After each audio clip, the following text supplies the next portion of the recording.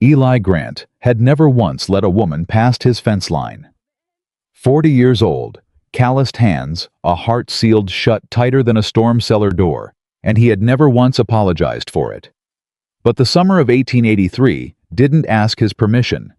It sent him Clara Bowman soaking wet boots, splitting at the soles, knocking on his barn door at midnight with nothing but a carpetbag and a bruise darkening her jaw. He almost turned her away.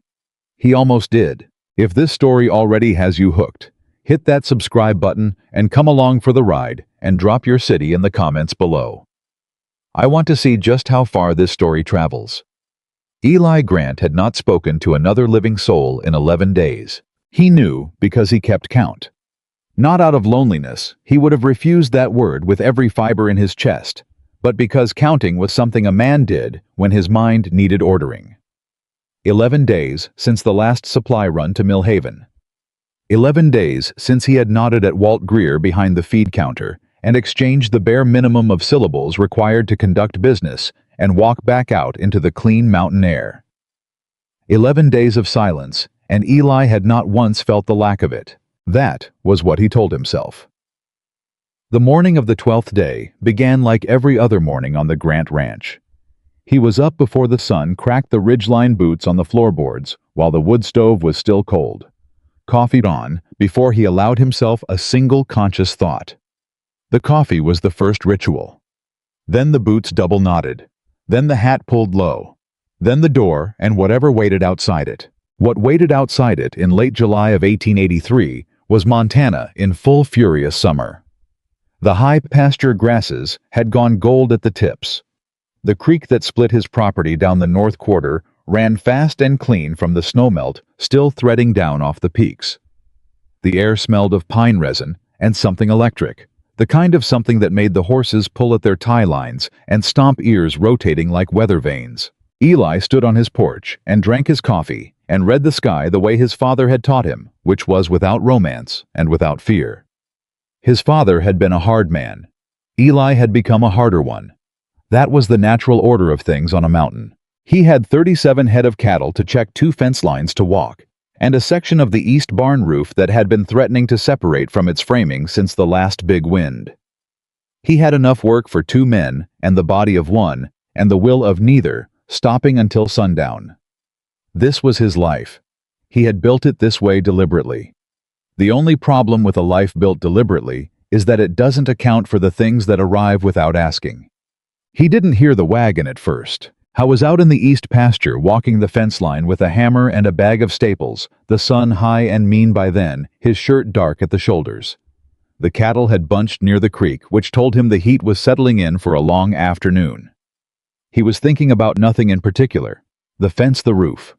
Whether the creek level had dropped enough to warrant digging out the second water trough, when one of the horses in the paddock up near the barn let out a hard, sharp whinny. Not the bored kind, the alert kind.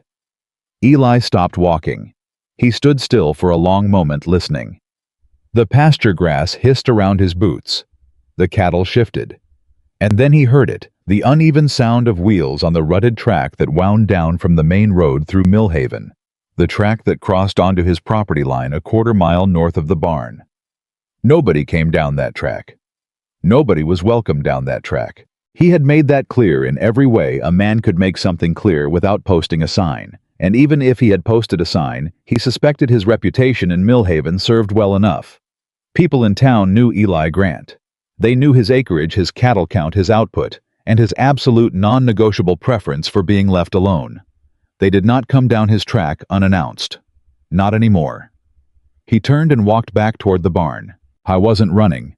He walked the way he always walked, steady and without wasted motion, but his hand had found the fence tool at his belt, and his eyes had found the track, and he was reading the situation, the way he read everything quietly without expression, waiting for information before forming judgment. The wagon that came around the bend in the track was not in good condition. One of the back wheels had a visible wobble.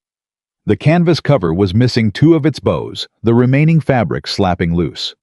The horse pulling it, a bay mare with a gait that suggested she'd been pushed harder than she had anything left to give, was lathering at the chest and moving with her head low. And the person driving her was a woman. Eli stopped at the paddock fence. He watched the wagon come to a trembling halt about 20 yards from where he stood.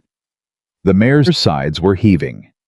The woman on the driver's bench sat for a moment that was too long, like she was having some kind of internal conversation about whether she had the strength to climb down. Then she set the brake lever, looped the reins with hands that were clearly not steady, and climbed down. She nearly went to her knees when her boots hit the ground. She didn't.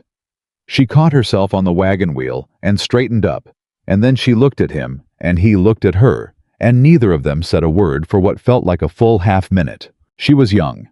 Not as young as his first impression, but younger than he'd expected, late 20s maybe, though. She had the look of someone who had been through something that had aged her around the eyes. Brown hair pinned up, but coming loose in the heat.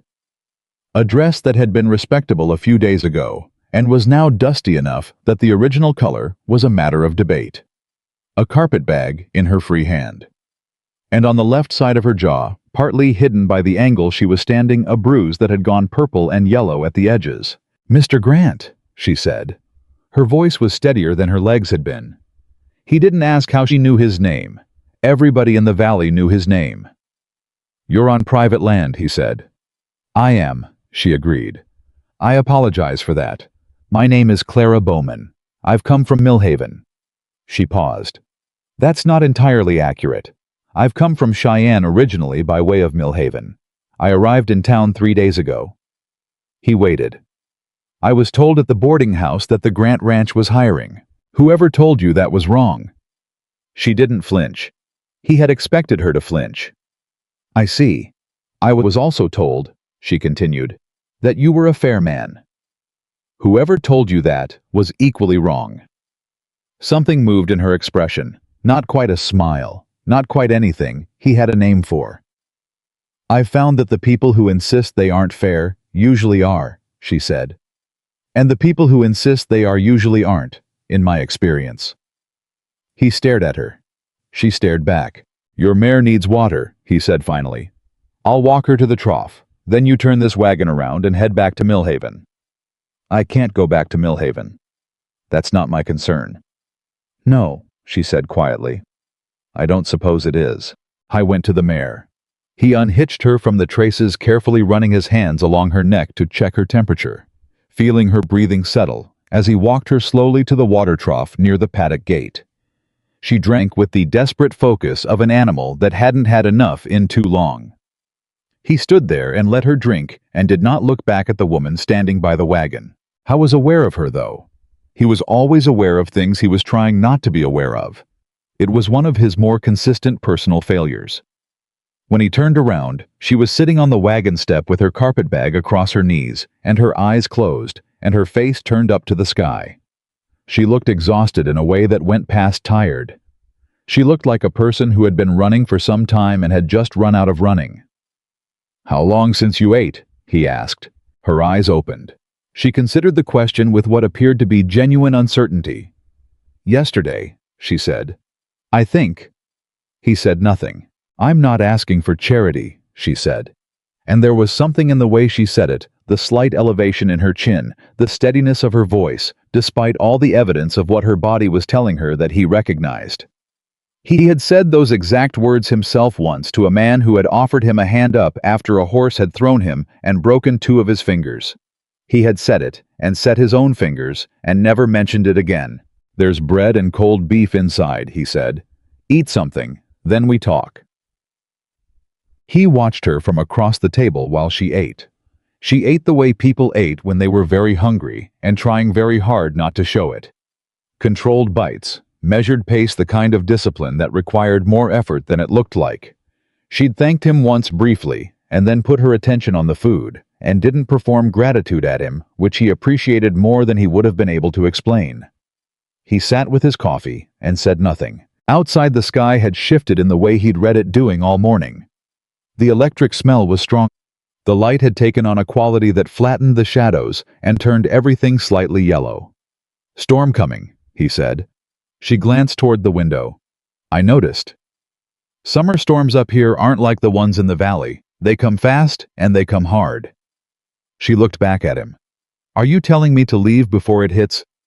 "I'm telling you what the weather is doing." She took a deliberate sip of the water he'd set out. "Mr. Grant, I'll be direct with you because I don't have the energy for anything other than direct right now." "Go ahead." "I can't go back to Millhaven. The man I was traveling with, the man who brought me from Cheyenne, is in Millhaven.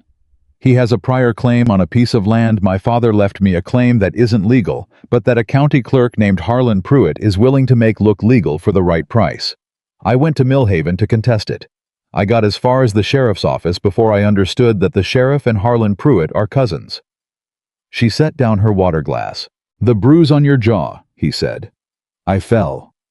She met his eyes. "That's what I'll say happened if you ask me officially." He didn't push it. "What do you want from me?" "Work," she said. "Real work. I'm not afraid of hard days. I grew up on a ranch in Nebraska before my father sold it to pay debts that weren't real debts, just another man's creative accounting. I know cattle. I know horses. I can cook, and I can keep accounts, and I can mend tack, and I can do whatever else needs doing." She folded her hands on the table. "I'm asking for wages and a place to sleep until I can figure out my next step. I'm not asking to stay forever. I'm not asking for anything I don't intend to earn." Thunder rolled somewhere north of the ridgeline. Close. "And if I say no," he said. Her jaw tightened almost imperceptibly. "Then I drive back to the main road and I find somewhere else." "In that." He nodded toward the window and the sky beyond it. "In that," she confirmed. He looked at her for a long time. He looked at the bruise and the steadiness of her hands and the carpet bag that contained presumably everything she had managed to bring out of whatever situation she'd left. He looked at the way she was sitting, spine straight, hands still not performing courage, but genuinely in possession of it. He thought about his barn, which had a sound roof over the tack room, and a cot that hadn't been used since his last hired hand quit 3 years back. He thought about 11 days of silence, which had been sufficient, which had been exactly what he'd wanted. "The tack room in the barn has a cot," he said. "It's not much." Something shifted in her face. Not relief exactly. Something quieter than relief. Like a door held open just enough to let a person breathe. "I don't need much," she said. "You'll earn your keep. I don't carry dead weight.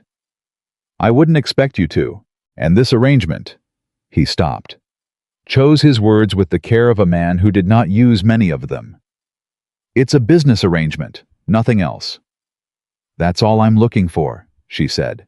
The storm broke over the mountain approximately 40 minutes later. It came the way he'd told her it would come, fast, hard, with lightning that hit the upper ridges, and thunder that shook the window glass, and rain that turned the yard to running mud inside of 10 minutes.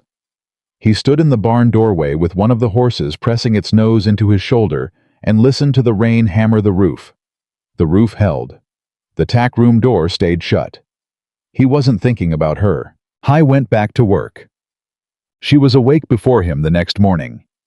He hadn't expected that. He'd expected to come down from the loft at first light and find the tack room still quiet, the way hired hands tended to sleep in on their first morning, testing the boundaries of what was allowed. Instead, he came into the barn and found the door already open, and Clara Bowman standing at the paddock fence with a lead rope in her hands, watching his horses with the focused attention of someone taking inventory. She heard him coming. He was not a quiet man in boots on dry ground, and turned. "The roan's favoring his left front," she said by way of greeting. "Not bad. Just a stone bruise, I'd guess, or an early shoe problem. You'll want to check the hoof before you work him today." He stopped, looked at the roan, looked at her. "Good morning," she said, and her voice had a quality of dry amusement in it that he hadn't heard the night before. Exhaustion had covered it up. "I made coffee. It's on the stove." He stood there for a moment in the strange experience of having someone else know where things were in his kitchen and having put them to use without being asked. "How'd you sleep?" he said, because something was apparently required. "Like a person who hadn't slept in 2 days," she said. "Excellently." He went to the roan and ran his hand down the left front leg and lifted the hoof. Stone bruise was sitting right at the toe. She'd seen it from across the paddock at first light. "You can read horses," he said. "I told you I could." He set the hoof down. "Don't overpromise what you know. I don't have patience for people who tell me they can do something and then can't. She turned to face him fully. The bruise on her jaw had darkened overnight. Mr. Grant, I have never once overpromised anything in my life. In my experience, overpromising is something people do when they're trying to impress someone. I'm not trying to impress you. I'm trying to keep a roof over my head and figure out how to save a piece of land that belongs to my family. What I tell you I can do, I can do. What I can't do, I'll tell you that too. He looked at her. Fair enough, he said. That was the morning of the first day. Millhaven as a town had opinions about everything. It had opinions about the weather and the county commissioner and the price of beef and the quality of the Henderson's fence line.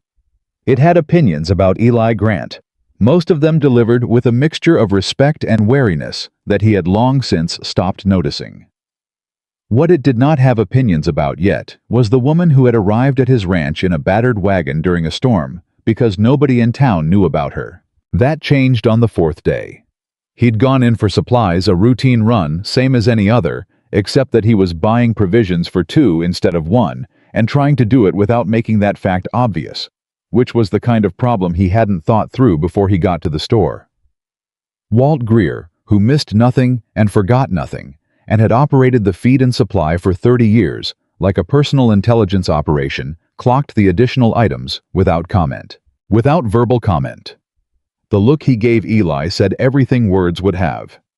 Eli paid for his goods and loaded them, and was driving back up the mountain road when he passed Martha Hensley coming out of the post office, and Martha said loudly enough to carry across the road, "Mr. Grant, I hear you've taken in a stray." He didn't stop. He kept driving. But he heard her, and he knew the way information moved in Millhaven, which was the way water moved downhill by the path of least resistance, faster than you'd think until it reached everywhere. Clara was in the barn when he got back, rehanging a stall door that had been dragging for longer than he wanted to admit. She had figured out the problem: the bottom hinge had bent, and was fixing it with a combination of tools he hadn't expected her to know how to use. "Hand me that," she said, and he handed her the wrench she was gesturing toward without thinking about it. "Town knows you're here," he said. She didn't pause in what she was doing. "I expected that." Martha Hensley was making commentary. What kind of commentary? The kind that implies things. She tightened the hinge, tested the door swing, and turned to look at him. "And that bothers you?" He set his jaw. "I don't run my life based on what bothers me." "Okay," she said. "Then it doesn't matter." "It might matter to you." "Mr. Grant, I have been talked about by people who knew nothing about me and were happy to say it loudly for the majority of my life." She brushed dust off her sleeve. "It stopped mattering to me a long time ago. What matters to me is whether the work gets done and whether I'm able to keep my family's land. Everything else is noise." He stood there with the wrench still in his hand. "You've got a mouth on you," he said. "I've got opinions," she corrected. "There's a difference." And then, almost despite herself, the corner of her mouth turned up just slightly. "I've been told it's my worst quality." "Who told you that?" "My father. Usually right before he agreed with me." He didn't know what to do with that. He put the wrench down and went to check on the mare, which needed no checking, but gave him something to do with his hands. The conversation about Gerald Moss happened on the 8th night. He'd been aware of the name. Millhaven was a small enough town that names moved through it the way everything else did, and Gerald Moss was a name that moved with particular force. A man from Billings who had arrived 3 weeks prior, staying at the hotel, conducting business in ways that were vague enough to make anyone with sense pay attention. He owned land in 3 counties already. He was known to the federal land office in Helena for reasons the land office was not forthcoming about. Clara had been quiet at supper, which was not her usual manner. Her usual manner involved filling the silence with observations about the cattle, or questions about the property layout, or occasionally opinions about things that were none of her business delivered without apology.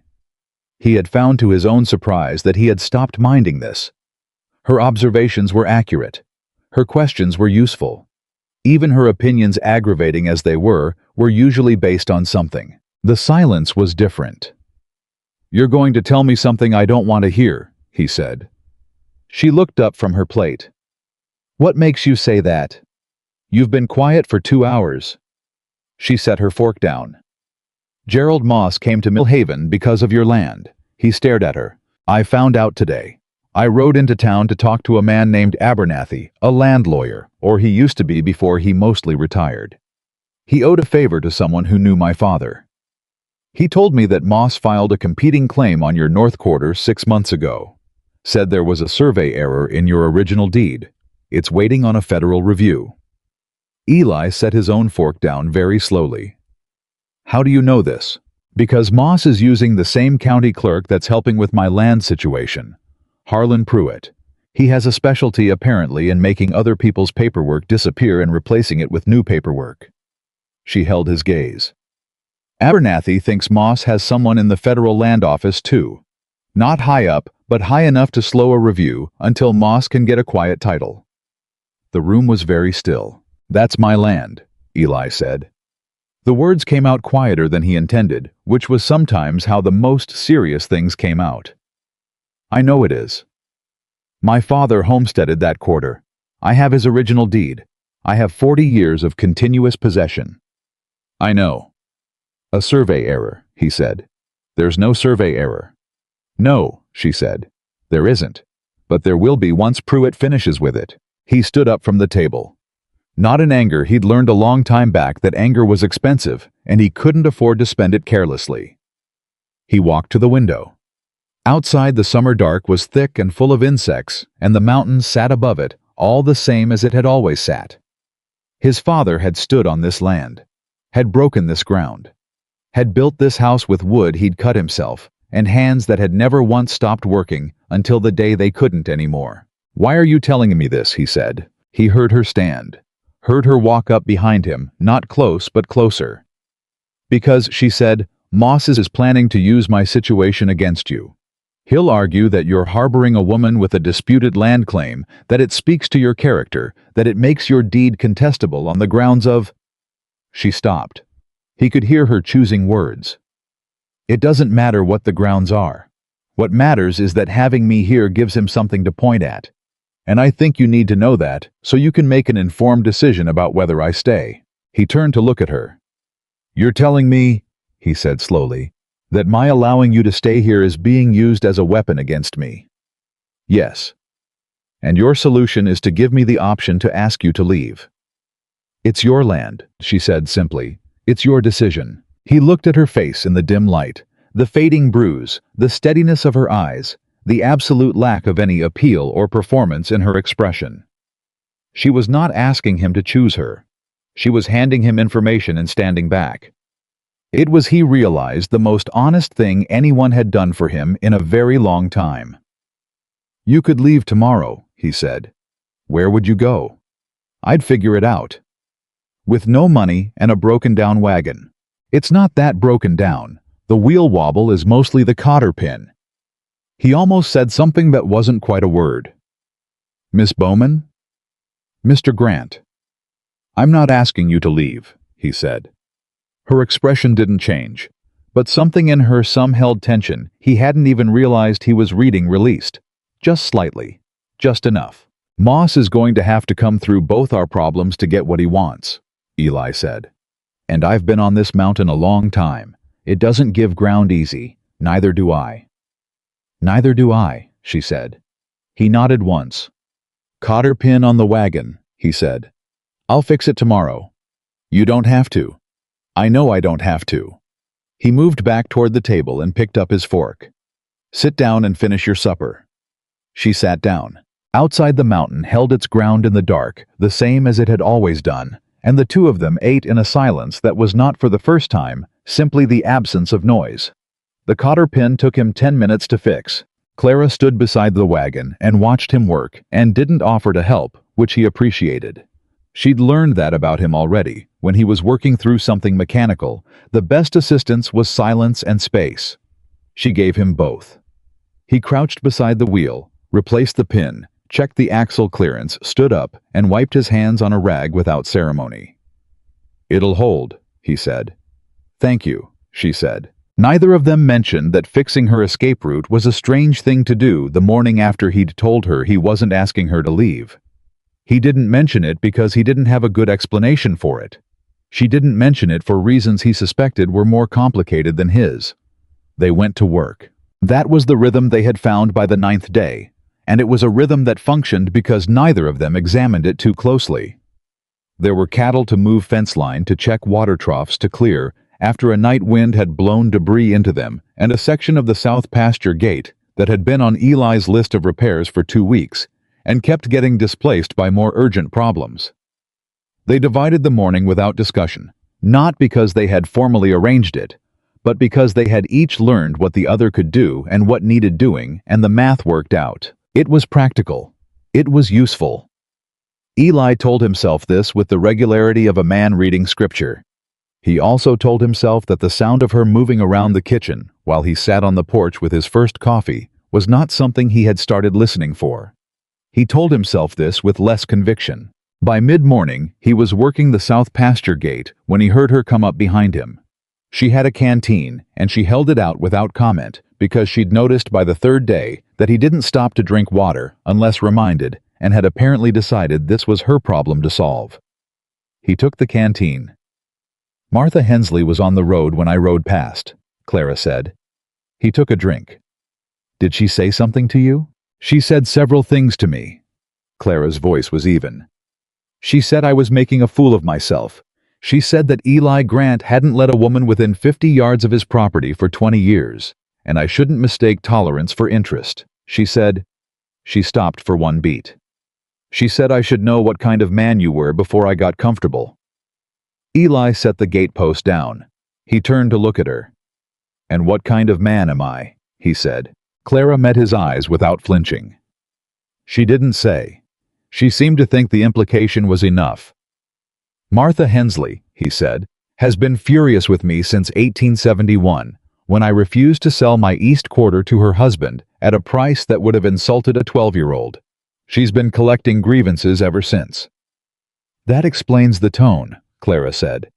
She tilted her head slightly. "Is there anything else I should know about what she might have meant?" He picked the gatepost back up. "No." She was quiet for a moment. "Okay," she said. And that was all she said, which was either perfect trust or a strategic patience, and he couldn't decide which, and he decided not to think about it. "The roan's shoe is starting to pull," she said, shifting gears with the ease of someone who had learned not to push. "Left front, same hoof as before. He needs the farrier.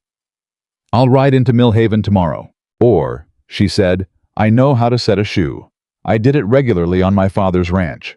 If you've got the tools and the iron, I can save you the trip." He stopped working again. She raised an eyebrow. "You keep doing that."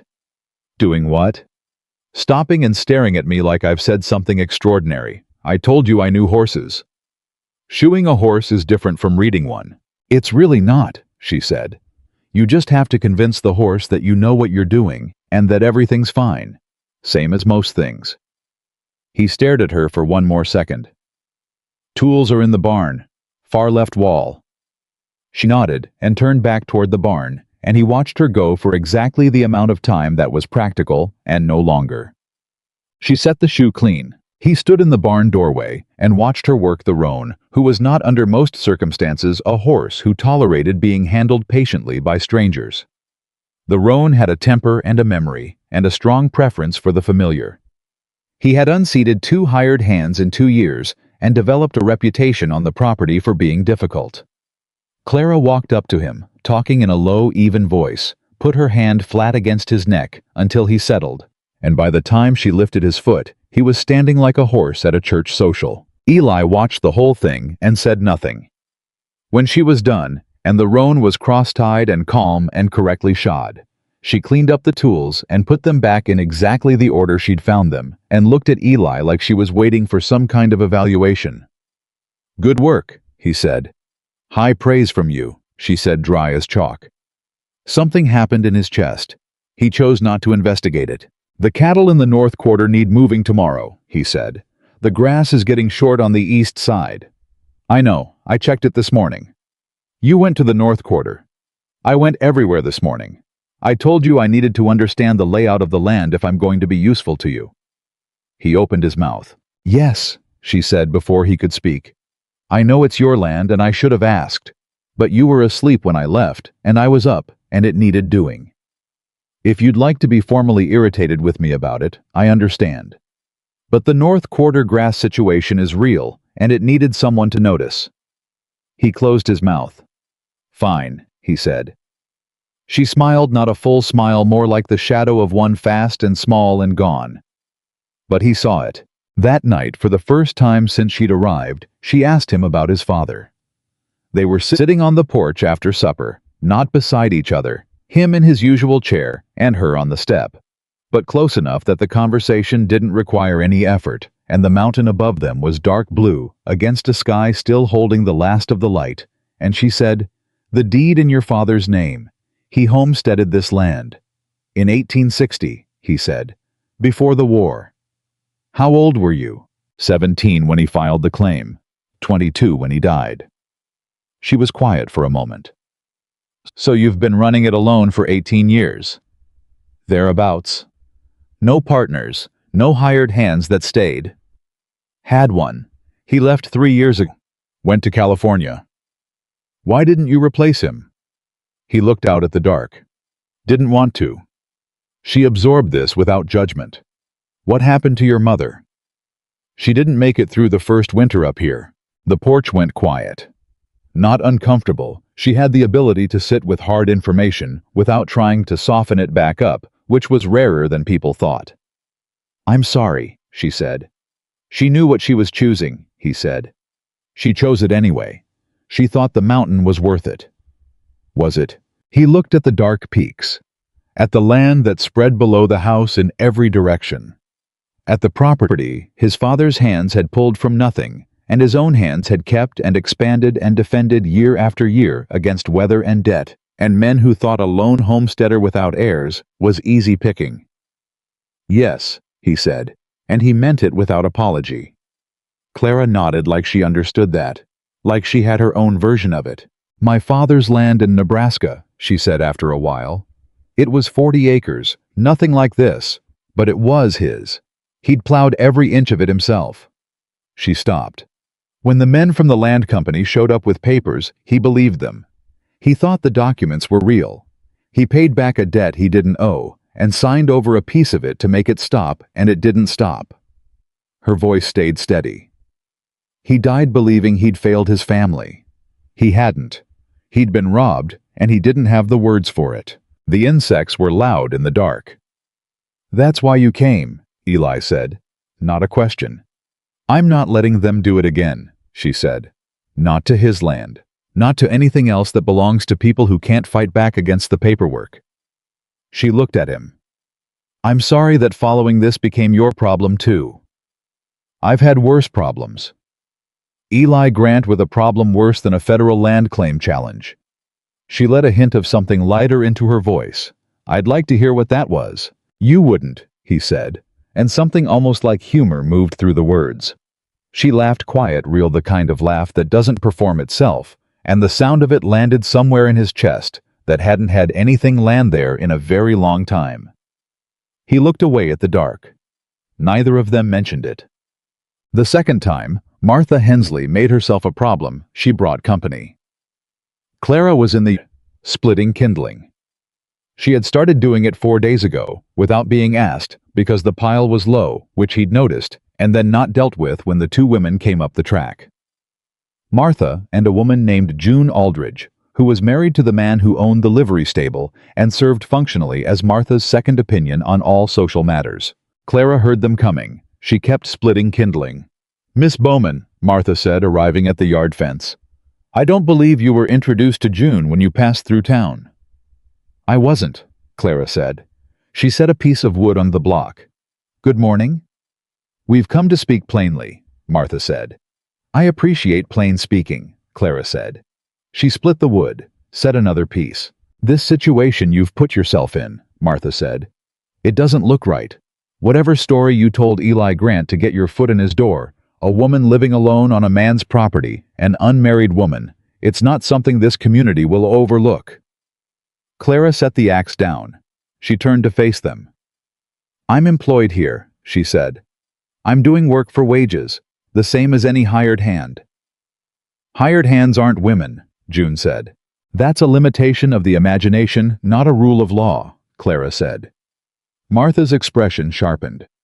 "You're playing with your reputation, young woman, and you're playing with his, whatever Eli Grant has told you. Mr. Grant has told me where the tools are kept and what needs doing each morning," Clara said, and her voice was perfectly level.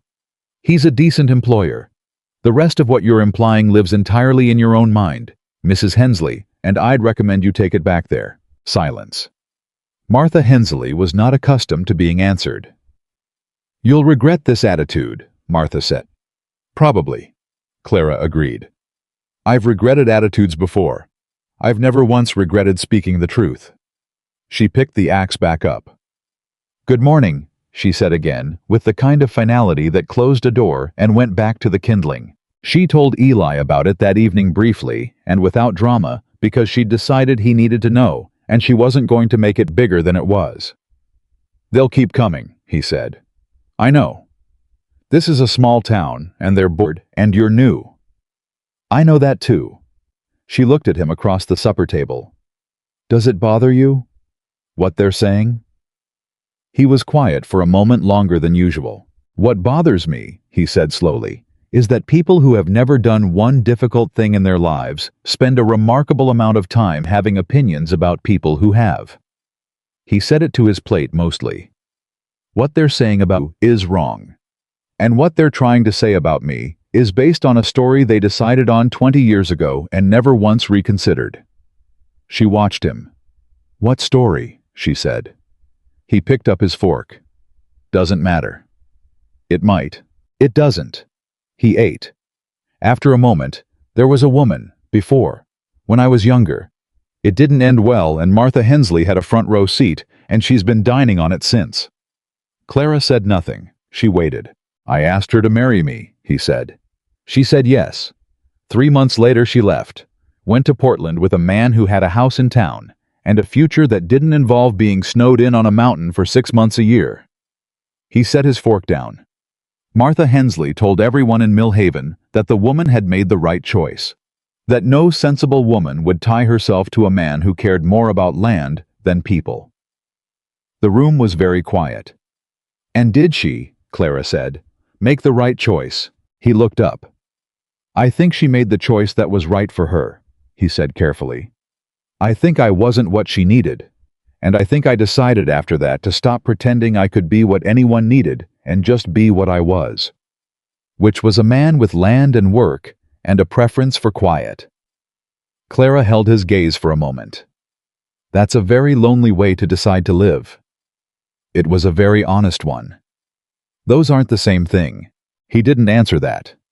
He picked his fork back up, and they finished supper in a silence that was not easy and not uncomfortable, and did not resolve itself into anything clean.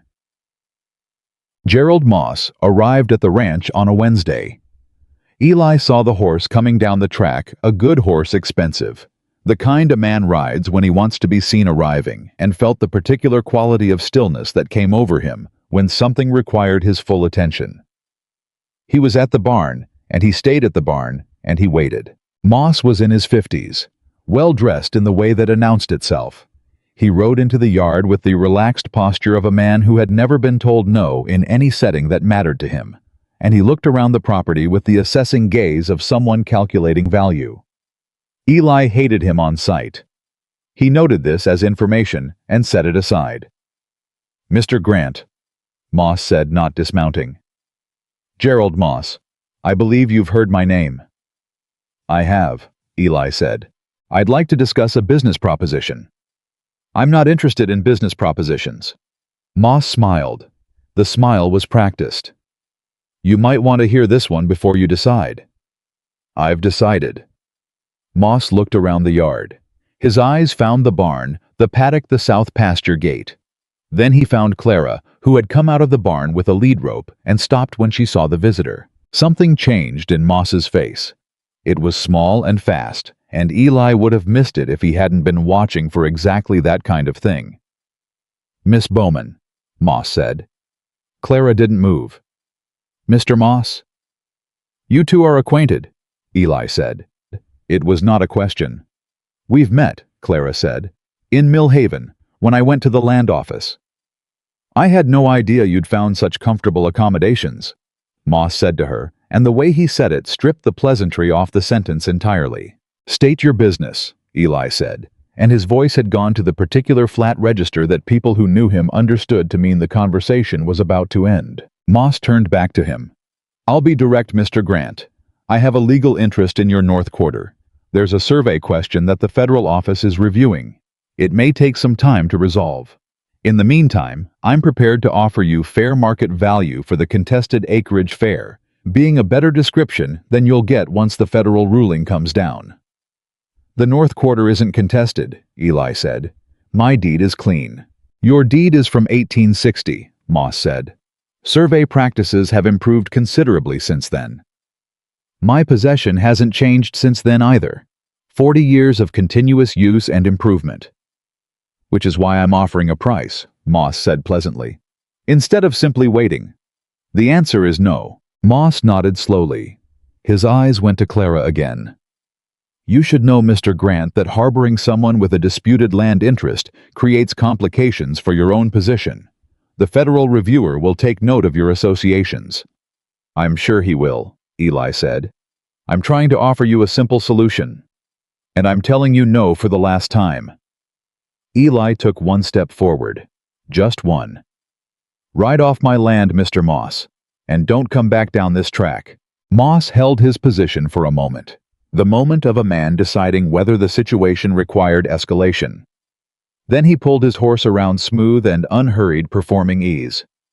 I'll be in Mill Haven a while longer, he said. My offer stands. He rode back up the track. Eli stood and watched him go. Clara came up beside him.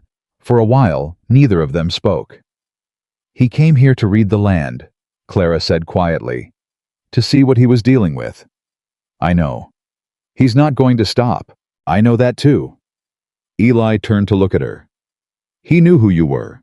He knew you were here. He's been watching Mill Haven since before I arrived, she said. He probably knows everything I've done since I got there. Which means Harlan Pruitt told him about you before you even left the land office. Yes, she said. He looked back up the track, empty now, the dust settling back into the ruts. He's connected to your land claim, Eli said. Pruitt is working both our cases. I think so, yes. So this is the same problem. She turned to look at him. Something careful and serious had come into her face. I've been trying to figure out how to tell you that for 3 days. You could have just said it. I was afraid you'd think I brought trouble to your doorstep on purpose. He looked at her, the steadiness of her, the way she held herself in a situation that would have buckled most people, the jaw that still carried the fading mark of what she'd walked away from. He thought about the fact that she had told him about Moss's interest in his land before she had any reason to think it would help her. He thought about the cotter pin, which was not connected to any of this, but kept coming back to him. If you'd brought trouble on purpose, he said, you wouldn't have told me about the North Quarter claim. She let out a breath, small, controlled, but he heard it. No, she said, I wouldn't have. Then we work the problem, he said. Together. He said the last word like it cost him something. Because it did. Because together was a word that required a rearrangement of certain things he'd organized very carefully for a very long time, and his chest knew it, even if his face didn't show it. Clara looked at him. Her expression was not gratitude exactly. It was something older than gratitude, like recognition. Together, she said, above them. The mountain held its ground, unchanged, the way it had always held it, and below it, the two of them stood in the settling dust and figured out what came next. Abernathy's office smelled like old paper and pipe tobacco, and the particular staleness of a man who had stopped opening windows sometime around 1875. How was 70 if he was a day? With hands that shook slightly when he poured coffee he hadn't offered, but made anyway, and eyes that were still sharp in the way that outlasted everything else in a man. He'd been a land lawyer in hell For 20 years before something he didn't say, what had brought him to Millhaven to retire, and he'd been retiring for 8 years, with varying degrees of commitment. Clara had been the one to arrange the meeting. Eli had been the one to drive them in because the wagon was his and the road was bad, and neither of them mentioned the other possible reason, which was that walking into town together was a statement whether they intended it as one or not. Millhaven noticed. Millhaven always noticed. Abernathy looked at them both across his desk, and then he looked at the documents Clara had spread in front of him. Her father's original Nebraska deed, the letters from the Cheyenne land office, the correspondence she'd managed to recover before she left, and Eli's deed to the North Quarter, which Eli had retrieved from the tin box under his floorboards that morning with the careful hands of a man handling something irreplaceable. The old lawyer read in silence for a long time. "You understand what Pruitt is doing," Abernathy said finally.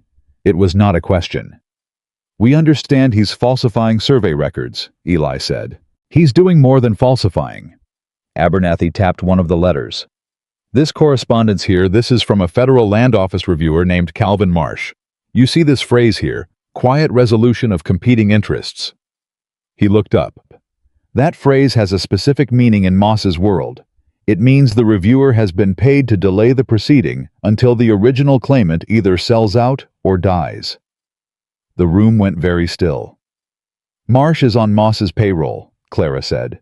"Has been for at least 2 years, based on what I can piece together." Abernathy set the letter down. "Moss has done this in 3 other counties.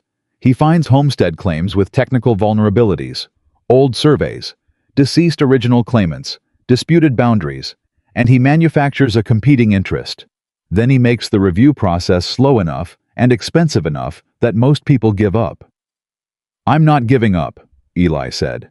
"I know you're not, son." Abernathy looked at him steadily. "That's why Moss changed his approach. Usually he just waits. With you he came to the ranch. He made the personal visit. That tells me he's on a tighter timeline than usual." "Why?" Clara said. "Because of you." Abernathy looked at her.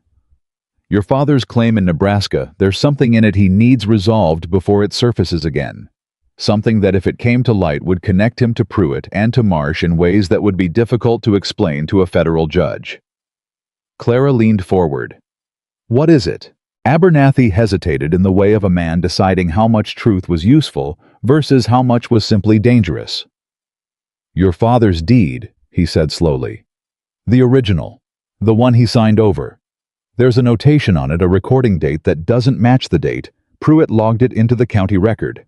It's a 2-day discrepancy. Seems minor. But that 2-day gap means the deed was backdated. And if it was backdated, the entire transfer is fraudulent. And if that transfer is fraudulent, then every subsequent transaction Moss made using that land as collateral is fraudulent too," Clara finished. Abernathy nodded. "How many transactions do you imagine a man like Gerald Moss has made over 8 years using improperly acquired land as backing?" Eli looked at Clara. Clara looked at the documents on the desk. "I need the original deed," she said, "with the notation." "Yes," Abernathy said. "You do." "Where is it?" "That," he said, "is the problem. It went into the county records office in Cheyenne, which is currently under the administration of a man who replaced the previous clerk 18 months ago." He folded his hands. "The previous clerk, I should mention, died. The official cause was a heart ailment. He was 43 years old and had been in good health." The silence in the office was of a different quality now. "Moss," Eli said. "Flat. Certain." "I can't prove that," Abernathy said. "And you didn't hear me say it." They drove back up the mountain without speaking for a good 1.5 miles. The horses worked the aid, and the afternoon sun pushed hard from the west, and Eli held the reins with the same steadiness. He held everything which Clara had come to understand was not the absence of emotion, but the deliberate management of it. She was doing the same thing. Managing. "He had someone killed," she said finally. "Maybe." "Abernathy thinks so. Abernathy is careful with what he thinks." Eli kept his eyes on the road. "Which means he's more certain than he's saying." She sat with that. "The deed is in Cheyenne." In a records office run by someone Moss put there. Yes. And without the deed we can't prove the backdating. No. He was quiet for a moment. What did your father look like? The question came from nowhere. She turned to look at him. What? Your father. What did he look like? She stared at him for a moment, thrown completely off the track she'd been running.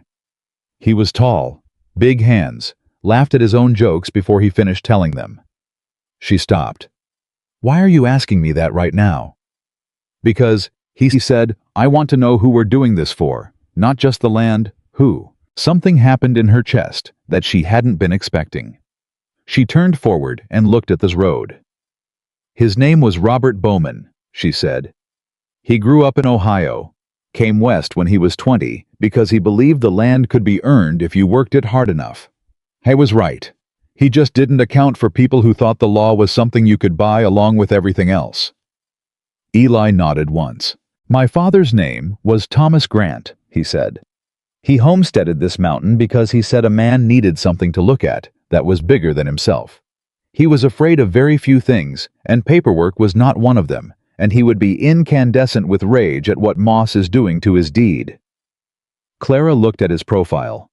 The jaw, the steadiness, the total absence of sentiment in the delivery, and the total presence of it beneath the surface. We're going to get that deed, she said. Yes, he said. We are. Cheyenne is 4 days' ride. 3 if you don't sleep much. You can't leave the ranch for 3 days. I know. He looked at her sidelong. Which is why I'm not the one going to Cheyenne. She stared at him. You want me to go alone? I want you to go with someone who knows Cheyenne and knows how a records office works and knows how to get a document out of one without making it an incident. He said it calmly, like it was already decided. Abernathy has a nephew who works in Helena. He mentioned him. Did you notice? She thought back. She had noticed actually a brief comment easily missed about a nephew who had done federal work. She'd filed it and moved past it. You think he was offering? I think he was telling us where the next step was without saying it directly, because if he says it directly, he becomes part of it. And a man who's been careful for 30 years doesn't stop being careful in his 70s. She turned it over. Abernathy's carefully placed mention. The nephew.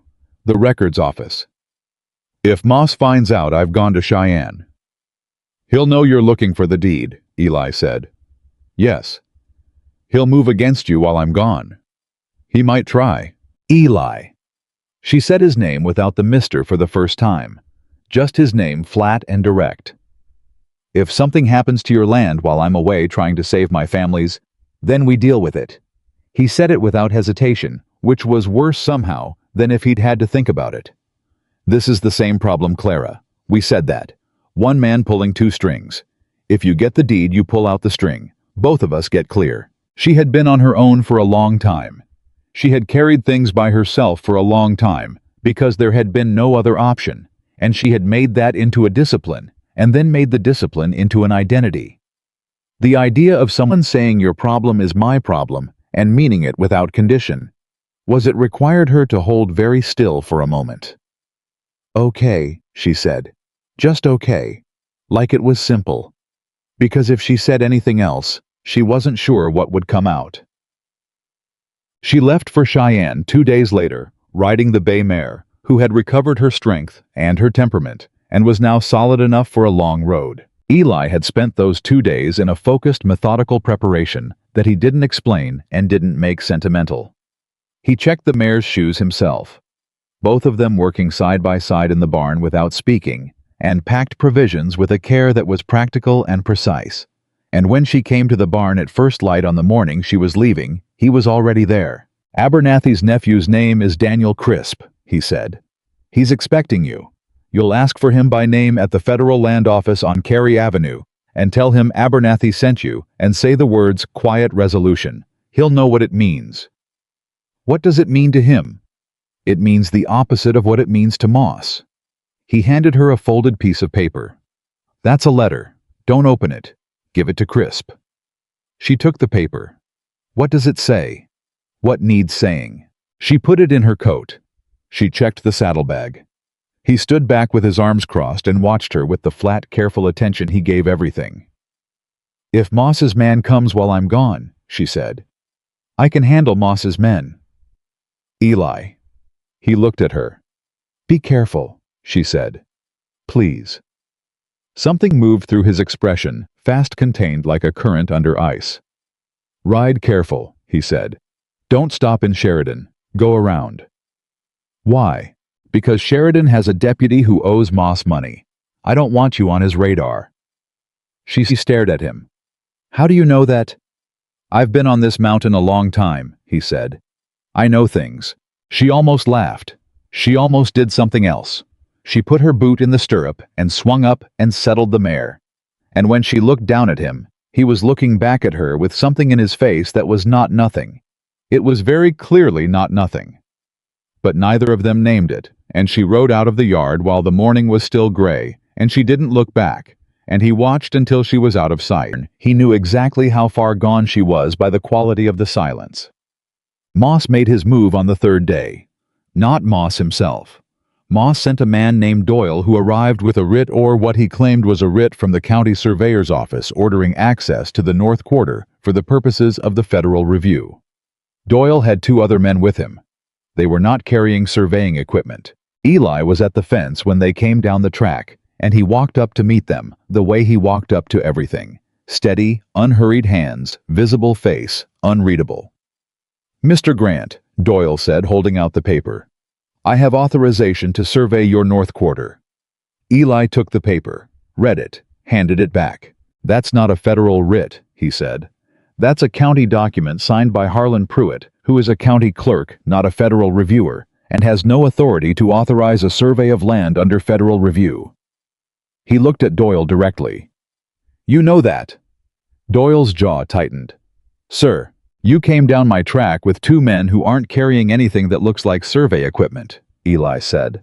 "Which means you came down here to walk my land and look for something. I don't know what. I don't particularly care." He took 1 step forward. "I'm going to tell you once to get off my property. I'll tell you once." The 2 men behind Doyle exchanged a glance. Doyle looked at Eli, at the size of him, at the absolute absence of anything in his expression that could be read as bluff, and made a calculation. "Mr. Moss has a legitimate interest." "Once," Eli said. They left. He watched them ride back up the track, and then he went back to his fence work. And that evening he sat on the porch alone for the first time in weeks, and the silence had a different texture than it used to have. And he sat with that fact without examining it too closely, which was something he was getting less good at. He missed her company. He would not say it out loud, not then, not to anyone. But the fact of it sat with him in the dark, solid and undeniable as the mountain. She came back on the 5th day, not the 4th, and she came back alone.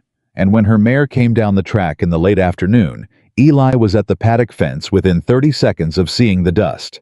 He didn't run. He walked fast. She dismounted without ceremony, and the first thing she did was reach into her coat and pull out a document and hold it up. "I have it," she said. Her voice was rough from the road. Her face was sunburned and exhausted. "The original deed, with the notation.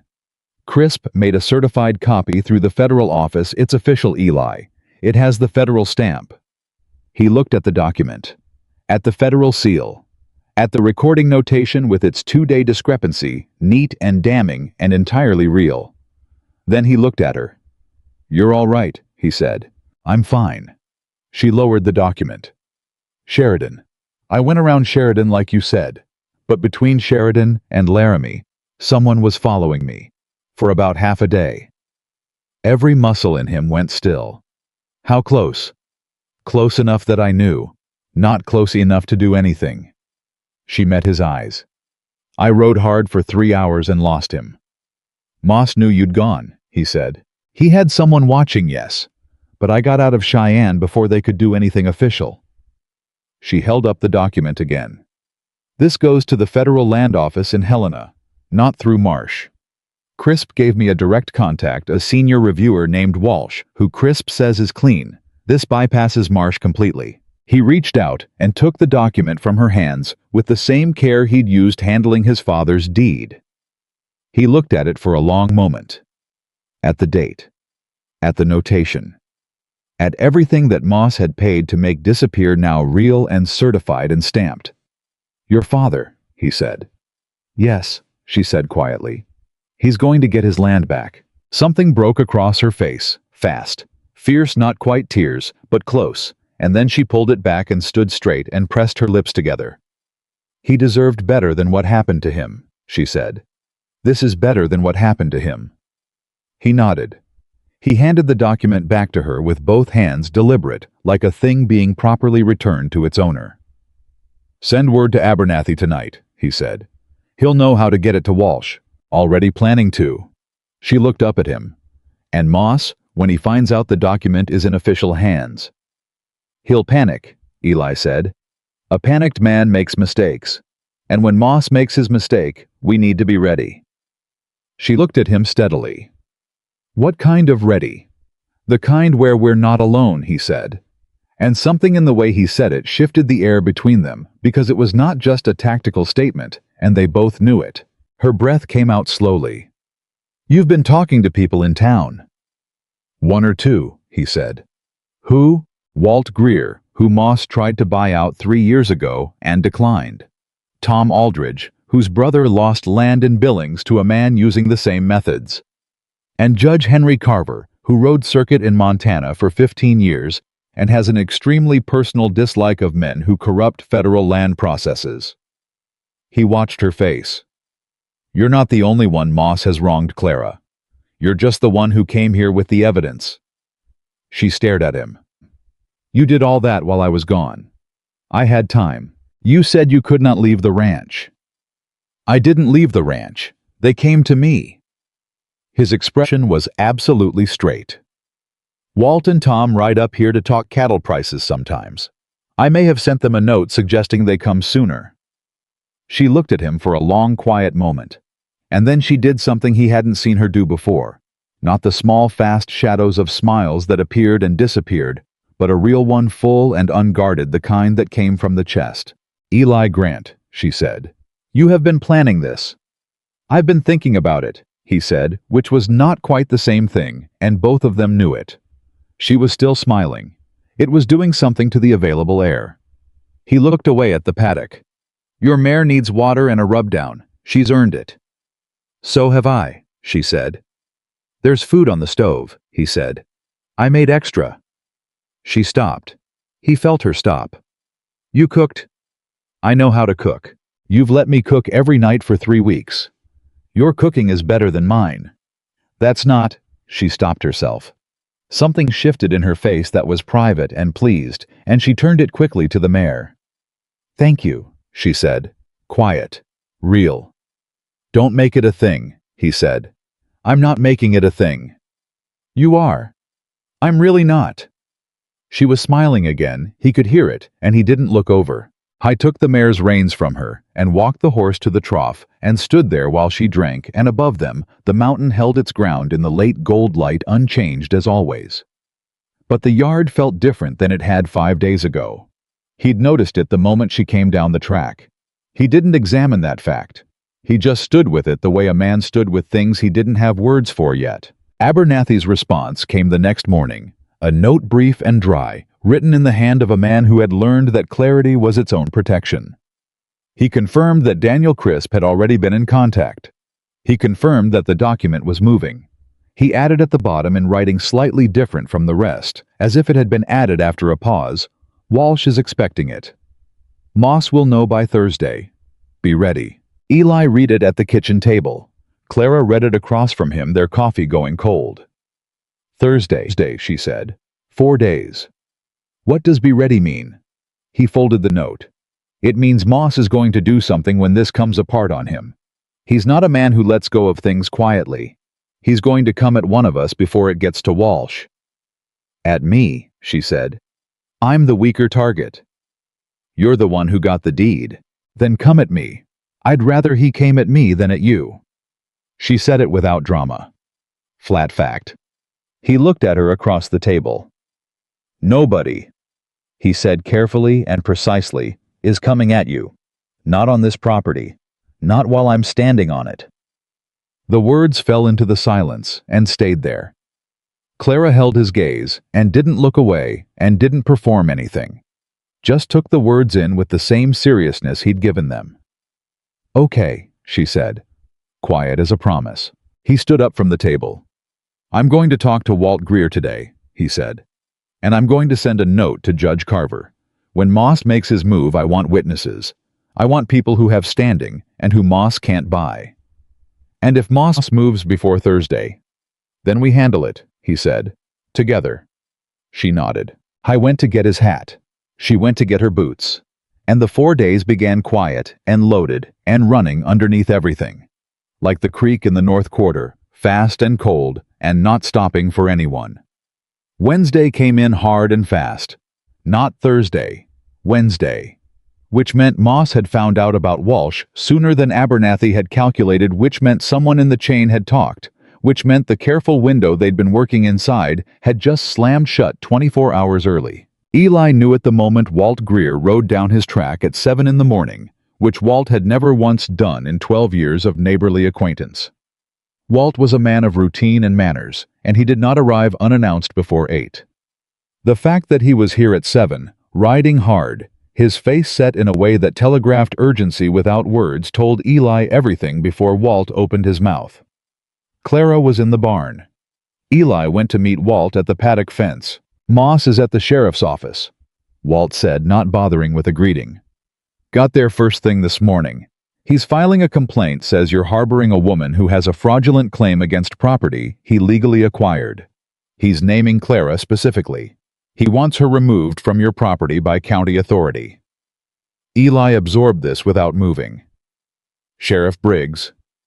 Briggs is Pruitt's cousin. You know what that means. It means the complaint gets processed fast. By noon, they're saying. Walt leaned on his saddle horn. "Eli, he's trying to get her out of here before Walsh receives that document. If she's under a county order, the whole thing gets tied up in local jurisdiction, and Moss controls the timeline again." Eli turned toward the barn. "Clara," he called. She appeared in the barn doorway with a curry brush in her hand, and read his face before he said a word. She'd gotten good at that. He'd noticed it happening, and hadn't quite decided how he felt about being readable to another person. "What happened?" she said. "Moss went to Briggs. He's filing to have you removed. County order by noon." She didn't flinch. She set the curry brush down on the fence post with a deliberate calm that he recognized as the same kind of management he did himself. "How long do we have?" 5 hours, maybe less." She thought for exactly 3 seconds. "The document is already moving toward Walsh." "Abernathy sent it yesterday evening," Eli said. "But if you're under a county order before it arrives, then I'm a disputed party in a legal proceeding, and anything I've filed becomes contested."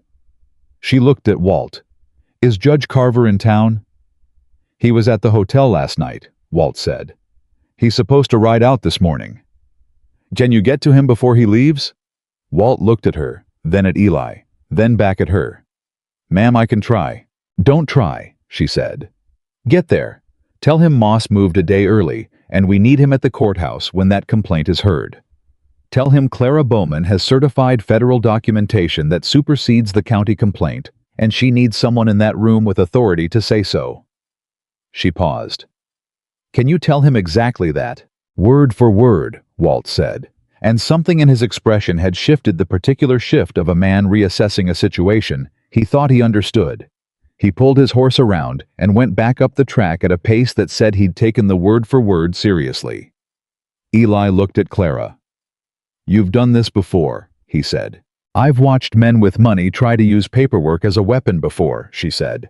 "The counterweapon is always more paperwork faster filed by someone with more authority than they were expecting." She was already moving toward the house. "I need the copy of the deed, and I need your father's original documentation. All of it." He was moving before she finished the sentence. They rode into Millhaven together, which was a statement neither of them discussed, but both of them understood. Clara on the bay mare straight backed the document satchel across her front. Eli on his black gelding beside her close enough that anyone watching from the street would read it as exactly what it was, a man choosing a side in plain sight of everyone who cared to look. Millhaven was already watching. Eli felt the weight of it, the way he always felt it, the turned heads, the conversations that paused, the specific quality of a small town's attention when something is happening that it has been anticipating and is now finally getting to witness. He had lived under this town's attention for 18 years and had long since stopped caring about it in any personal sense. But today it was different, because today they weren't watching him. They were watching her. And the way some of them were watching her, the hard, speculative, dismissive way of people who had already decided what she was, made something in his chest go tight and hot. He didn't show it. He rode steady and said nothing. Clara didn't show anything either.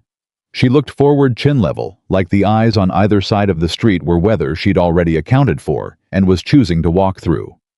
They reached the courthouse, a modest building on the corner of Main and 2nd that served also as the county recorder's office, and on days when the circuit judge was in town, an actual court of law, and tied their horses. The sheriff's office was 2 doors down. Eli could see Doyle Moss's man from the ranch visit standing on the steps. Doyle saw him too. Doyle went inside. "He's telling Moss we're here," Clara said. "Good," Eli said. "I want Moss in that room." She looked at him sideways. "You want a confrontation?" "I want witnesses for the confrontation Moss is going to cause," he said. "There's a difference." She almost smiled. "You've been planning this." "I've been thinking about it," he said, which was becoming a pattern between them. Inside the courthouse, the county clerk's anteroom held 4 people. A woman filing a property document who looked up and then looked very quickly away. A young deputy who stood up too fast when Eli walked in, and then didn't quite know what to do with himself. Harlan Pruitt behind the main desk with a look on his face that was trying very hard to be official and landing considerably closer to nervous, and Judge Henry Carver. Walt had gotten there. Walt had gotten there with time to spare, because Judge Carver was already seated in the corner chair with his coat on his knee and his reading spectacles pushed up on his forehead, and an expression that suggested he was enjoying himself in the way that men of long experience enjoy watching things they've seen before play out to their inevitable conclusion. Howe was in his mid-60s, lean, with the kind of face that had been weathered by decades of riding circuit through Montana territory, and had arrived at something that was not quite severity and not quite kindness, but held both in careful balance. He had a reputation for patience, brevity, and an absolute intolerance of men who wasted his time with fraudulent claims. He looked at Eli, then at Clara, then at the satchel. "Miss Bowman," he said by way of greeting. "Judge Carver," she said. "Thank you for staying." "Walt Greer told me there was a certified federal document involved," he said. "I've been on this circuit for 15 years. I don't see those every week." He glanced at Pruitt. "Let's see what we have." Pruitt stood up. "Your Honor, the matter before this office is a county complaint." "I'm aware of what the matter is," Carver said with the absolute minimum of inflection required to communicate that Pruitt should sit back down. Pruitt sat back down. Clara opened the satchel. She laid out the documents in the order she'd organized them on the ride in, the federal copy of her father's original Nebraska deed, the crisp certification with its federal stamp, the correspondence documenting the recording date, discrepancy, and Eli's North Quarter deed, with its 40 years of continuous possession recorded alongside it. Carver pulled his spectacles down and read. He read with the focused, unhurried thoroughness of a man who had read a great many documents and knew exactly what he was looking at and exactly where the significant lines were. Nobody spoke. Even Pruitt seemed to understand that speech was not currently his friend. The door opened behind them. Gerald Moss walked in. He walked in like a man who owned the room, which was his habit and his error. He was followed by Doyle and a second man. Eli didn't recognize, not a laborer too well dressed. Possibly a lawyer of the kind who specialized in the kind of law Moss needed done.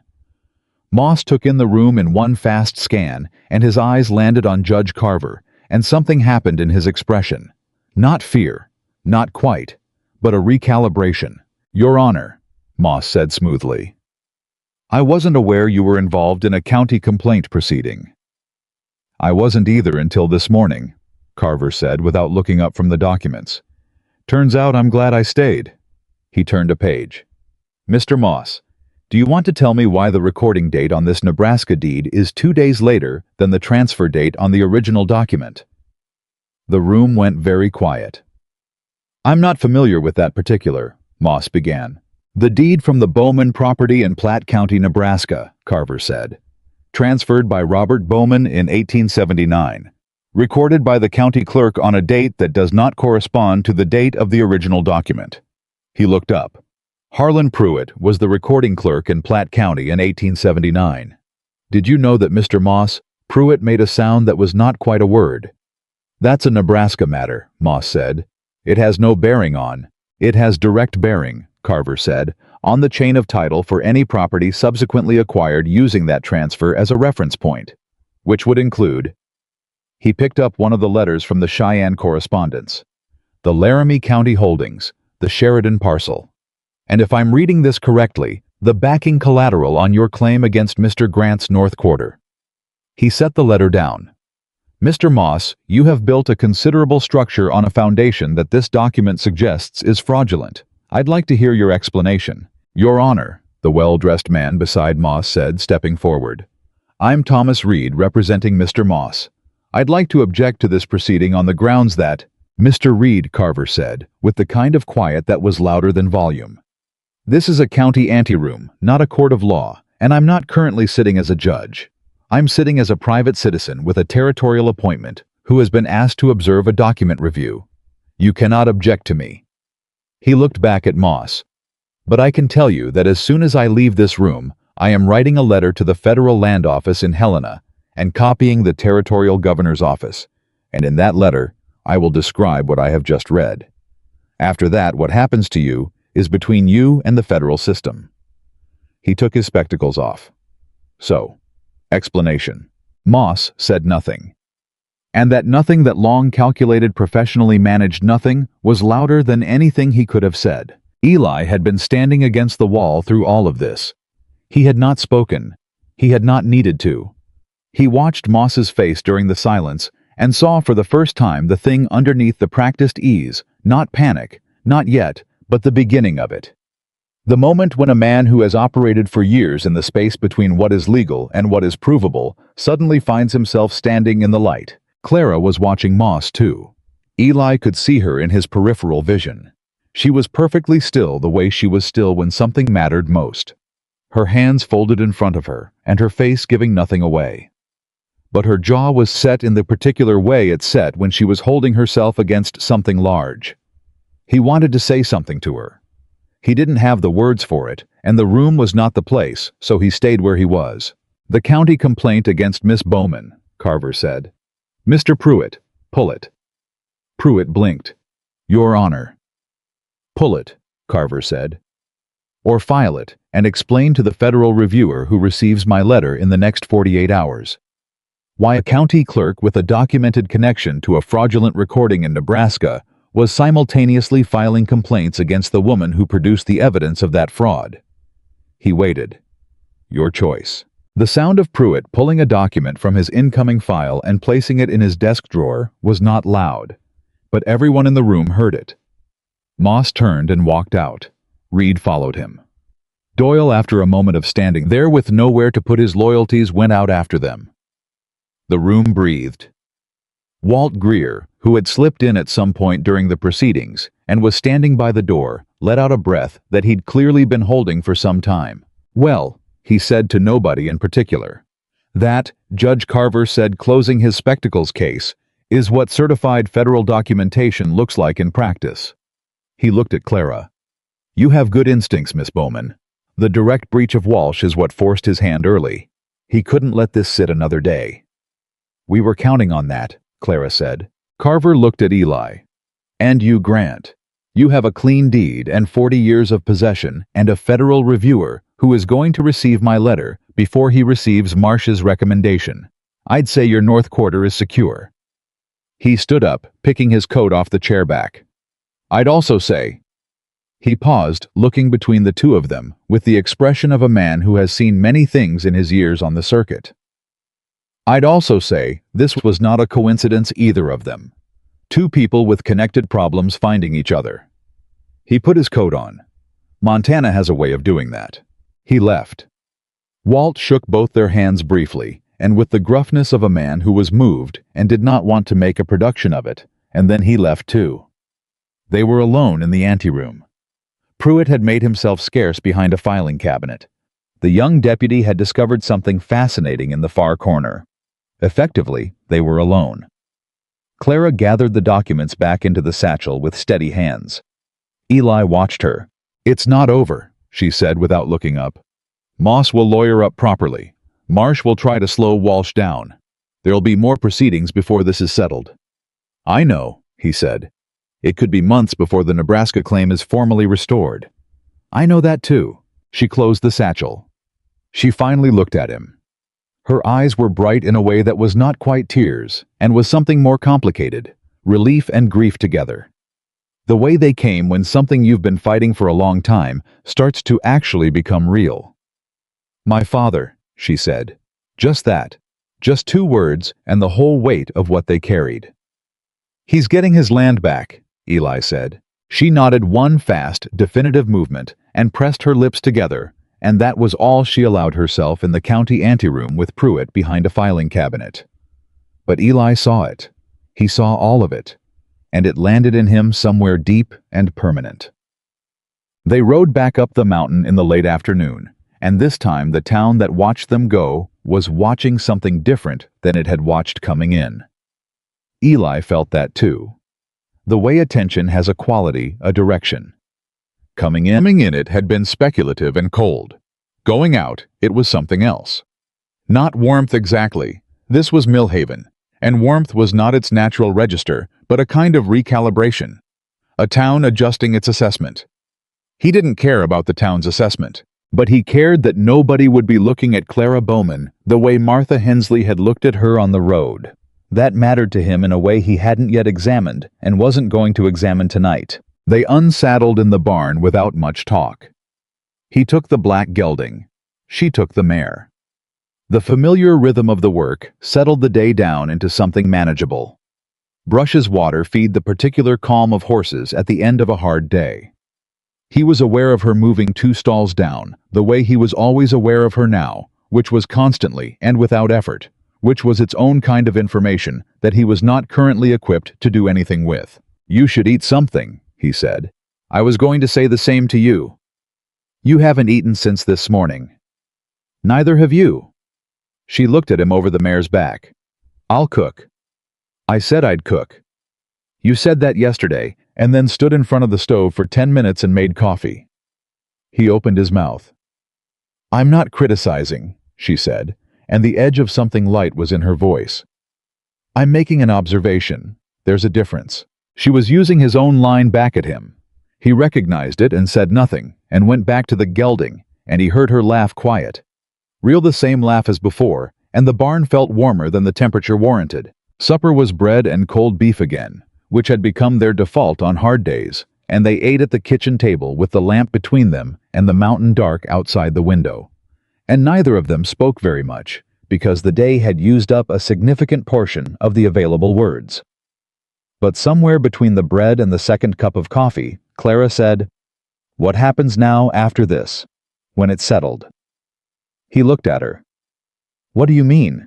"I mean," she turned her cup in her hands, "the land in Nebraska. If it's restored, it needs managing. I can't do that from Montana." She said it carefully, like she was reading the words off something she'd written out in her head. "And your deed is going to be clear. Your north quarter is secure, and you don't need a hired hand who came with this much trouble attached." He was quiet. "I'm asking," she said with the directness that was the most her thing about her, "what you want to happen." He set his coffee down. He looked at his hands on the table, the work-scarred, permanently rough hands of a man who had spent 20 years doing everything alone and had stopped expecting anything else. He thought about 11 days of silence, and how that had felt, and how different the last several weeks felt, and how he had told himself very firmly that the difference was simply efficiency, simply the practical benefit of capable help, simply the function of having someone else's competent hands on the work. He had been lying to himself so consistently and for so long that the lie had become a kind of furniture in his chest. It had been there so long he'd stopped seeing it. It took an empty barn and 5 days of silence and a woman riding back down his track with a certified federal document and her sunburned face and the full real weight of her smile. It took all of that to make him finally look at the furniture and understand what it was. "I don't know what I want to happen," he said, which was the most honest thing he'd said about himself in a very long time, and they both heard it. She held his gaze. "Okay," she said. "That's not—" He stopped. Started again. "Clara, I haven't wanted anything in this house in a very long time. I had arranged things so that I didn't want anything. It was efficient. It was—" He stopped again. "Lonely," she said. "Quiet. Not a weapon. Just the word." "Yes," he said. The lamp burned between them. "I grew up thinking I had to handle everything myself," she said. "Every problem, every crisis, every piece of bad news. Because if you wait for someone else to handle it, it doesn't get handled, and you learn that early, and you learn it hard, and then you make it into a rule." She looked at her hands. "I've been following that rule for a long time. It kept me moving when I didn't have anything else." She looked up. "But moving isn't the same as living. I think I've been moving for so long I forgot that." The room was very still. "I don't know what I'm building here," Eli said slowly. "I know this land. I know what it needs and how to give it and what it gives back. I don't know." He looked at her directly, and it cost him something, this directness, this deliberate removal of the armor he'd been wearing so long the metal had fused with the skin. "I don't know how to do this. What this is." "Neither do I," she said. And the honesty of it, the clean, unadorned, unapologetic honesty of it, was the most generous thing she could have said. "But," she said, "I know what it isn't. It isn't nothing, and I'm not going to pretend it's nothing to make things simpler." "No," he said. "Neither am I." The lamp burned. Outside, the mountain held its ground in the dark, and between them, across a kitchen table, scattered with the remains of bread and cold beef, and the cups of a long day, something that had been building for weeks, with the slow, inexorable patience of something real, finally arrived at its own name.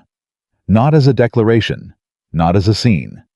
Just as two people who had been very careful for very long, finally agreeing to stop pretending there was nothing there to be careful about. "Stay," he said. It came out quieter than he'd intended. Just one word stripped of everything except what it meant. She looked at him. "Not as a hired hand," he said. "Not with wages and a tack room." He held her gaze. "Stay." Her breath came out slowly. She didn't look away. "The Nebraska land. Can be managed from here," he said. "We can find someone. Tom Aldridge's brother knows the territory. Or we ride out together in the spring and settle it ourselves." He kept his eyes on hers. "Whatever needs doing, we figure it out. Together." He paused. "I keep using that word."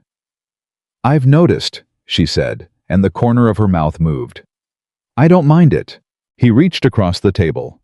Not far, the table wasn't wide, and he put his hand over hers. His hand was twice the size of hers and rough as bark, and she turned her hand under his and held it, and neither of them said anything at all. Outside, a night wind moved through the high pines. The horses shifted in the barn. The lamp gave its small, steady light to a kitchen that had been built for one, and was at this particular moment exactly the right size for two. The weeks that followed had a different quality to them. Not easier. There was nothing easy about the months of federal proceedings. The letters back and forth with Walsh and Helena. The careful documentation that Abernathy orchestrated with the meticulous patience of a man settling a decades-long debt to the concept of justice, but different. The difference was the thing that Eli couldn't have named before she came, and couldn't now stop being aware of, which was simply that none of it was done alone. Walsh's formal review found the Bowman transfer fraudulent within 6 weeks. The backdating was clear in the original document, corroborated by 2 additional records that Crisp located once he knew what to look for. Calvin Marsh, the federal reviewer on Moss's payroll, was removed from his position and referred for a separate inquiry. Gerald Moss faced a federal land fraud complaint that his lawyers were going to spend a very long time and a very large amount of money trying to navigate with uncertain prospects. Harlan Pruitt resigned from the county clerk's office on a Thursday and was replaced by a man named Patterson, who had a reputation for reading what he signed before he signed it. The North Quarter deed was formally confirmed as clear by the federal office in August. Eli received the letter on a morning when he was fixing fence in the east pasture, and Clara brought it out to him on horseback because she'd seen the federal seal and hadn't wanted to wait. He read it standing in the pasture with the summer heat pressing down and the cattle moving in the distance, and Clara on the mare watching him read. When he looked up, she was looking at him with the careful attention she gave things that mattered. He held up the letter. "Done," he said. She let out a breath. "Your father's land." "My father's land," he said. "Mine." He paused. "Ours." The word landed between them clean and deliberate, and she held his gaze and nodded just once, and it was enough. He folded the letter and put it in his pocket and went back to the fence. She rode beside him at a walk while he worked, not because he needed the help, but because she was there, and the day was good, and neither of them had anything else they needed to be doing more than this. After a while, she dismounted and helped without being asked. The way she did everything, and they worked the fence line together in the long summer afternoon with the mountain above them and the valley below, and the land in every direction, carrying the particular quality of a place that has been fought for and held, and is now finally simply home. The letter from Nebraska arrived on a Tuesday in late September, and it arrived at the same time as three other things that would have each been significant on their own. A second letter from Abernathy, a visitor neither of them had expected, and the first real frost of the coming autumn, which settled on the mountain with a quiet authority that reminded everyone on the Grant Ranch that the world was turning whether they were ready or not. Eli found all three waiting for him when he came in from the morning rounds. Clara was at the kitchen table with the letters in front of her, and a look on her face that he had learned to read the way he read the sky, not by what was on the surface, but by the particular quality of stillness underneath it. When Clara went very still, something large was happening inside her. He took off his hat and sat down. "The Nebraska ruling came through," she said. She didn't pick the letter up. She had already read it. "Walsh's office coordinated with the Platte County Court. The transfer is formally voided. The land reverts to my father's estate." She paused. "To me, as his only heir." "That's what we were waiting for," he said. "Yes." She turned the letter once in her hands. 40 acres in Nebraska, free and clear. She looked up at him. "It's real, Eli. It's actually real." He held her gaze. "Your father's land." "My father's land," she said. And then quieter, "Mine." He reached across the table the way he'd taken to doing without ceremony, without announcement. His hand covering hers on the table, and she turned her palm up and held on. And they sat like that for a moment, while the weight of 8 months of fighting settled into something that felt like solid ground. Then she nodded at the second letter. Abernathy's. He picked it up with his free hand and read it one-handed without letting go of her. Abernathy's handwriting was unchanged. Careful, dry, the handwriting of a man who measured words the way a pharmacist measured doses. The letter was brief. It said that Gerald Moss had accepted a settlement with the federal land office that required him to divest all properties acquired through Pruitt's fraudulent recording process. It said that Calvin Marsh had been formally removed and referred to a grand jury. It said that Harlan Pruitt had left Millhaven entirely, and his current location was unknown, which Abernathy noted without apparent regret. And at the bottom, in the slightly different handwriting he used when he was adding something he'd thought of after the same way he'd added the note about Walsh being ready, he wrote, "You two did something that 3 federal offices and a territorial judge have been trying to do for 2 years. That's worth knowing. Burn this letter if you like. I'll deny everything." Eli set the letter down. Something moved through him. Not triumph, not the loud kind, but something quieter and more durable. The way a thing felt when it was actually finished, when the work held. "The third thing," he said. "You said there was a visitor." Clara looked toward the window. "He's at the barn, I told him to wait. She paused. It's Tom Aldridge. Tom came here. He did. Something in her expression told him there was more. He brought his wife and his brother from Billings. And a man I don't know. Eli frowned. What do they want? He said he'd rather say it to both of us together. Eli looked at her for a moment. Then he stood, picked up his hat, and went to the barn. Tom Aldridge was a broad, sun-seasoned man in his 40s who ran the livery stable in Mill Haven and had served quietly and without advertising it as one of the more reliable sources of honest opinion in the county. His wife June was there, the same June who had come up the road with Martha Hensley. In the early weeks, a fact that neither she nor Clara acknowledged directly, though they had arrived at a careful mutual respect over the months that had the texture of something that might eventually become more. Tom's brother Daniel was a tall, quieter version of Tom, with the manner of a man who had worked federal land cases and had strong feelings about the kind of thing Moss had done with Pruitt's help. The fourth man was a stranger, 50s lean with a document case under his arm, and the specific bearing of a professional who had come on professional business. Eli, Tom said. He shook hands. Appreciate you seeing us without notice. We would have sent word, but things moved fast. Things tend to, Eli said.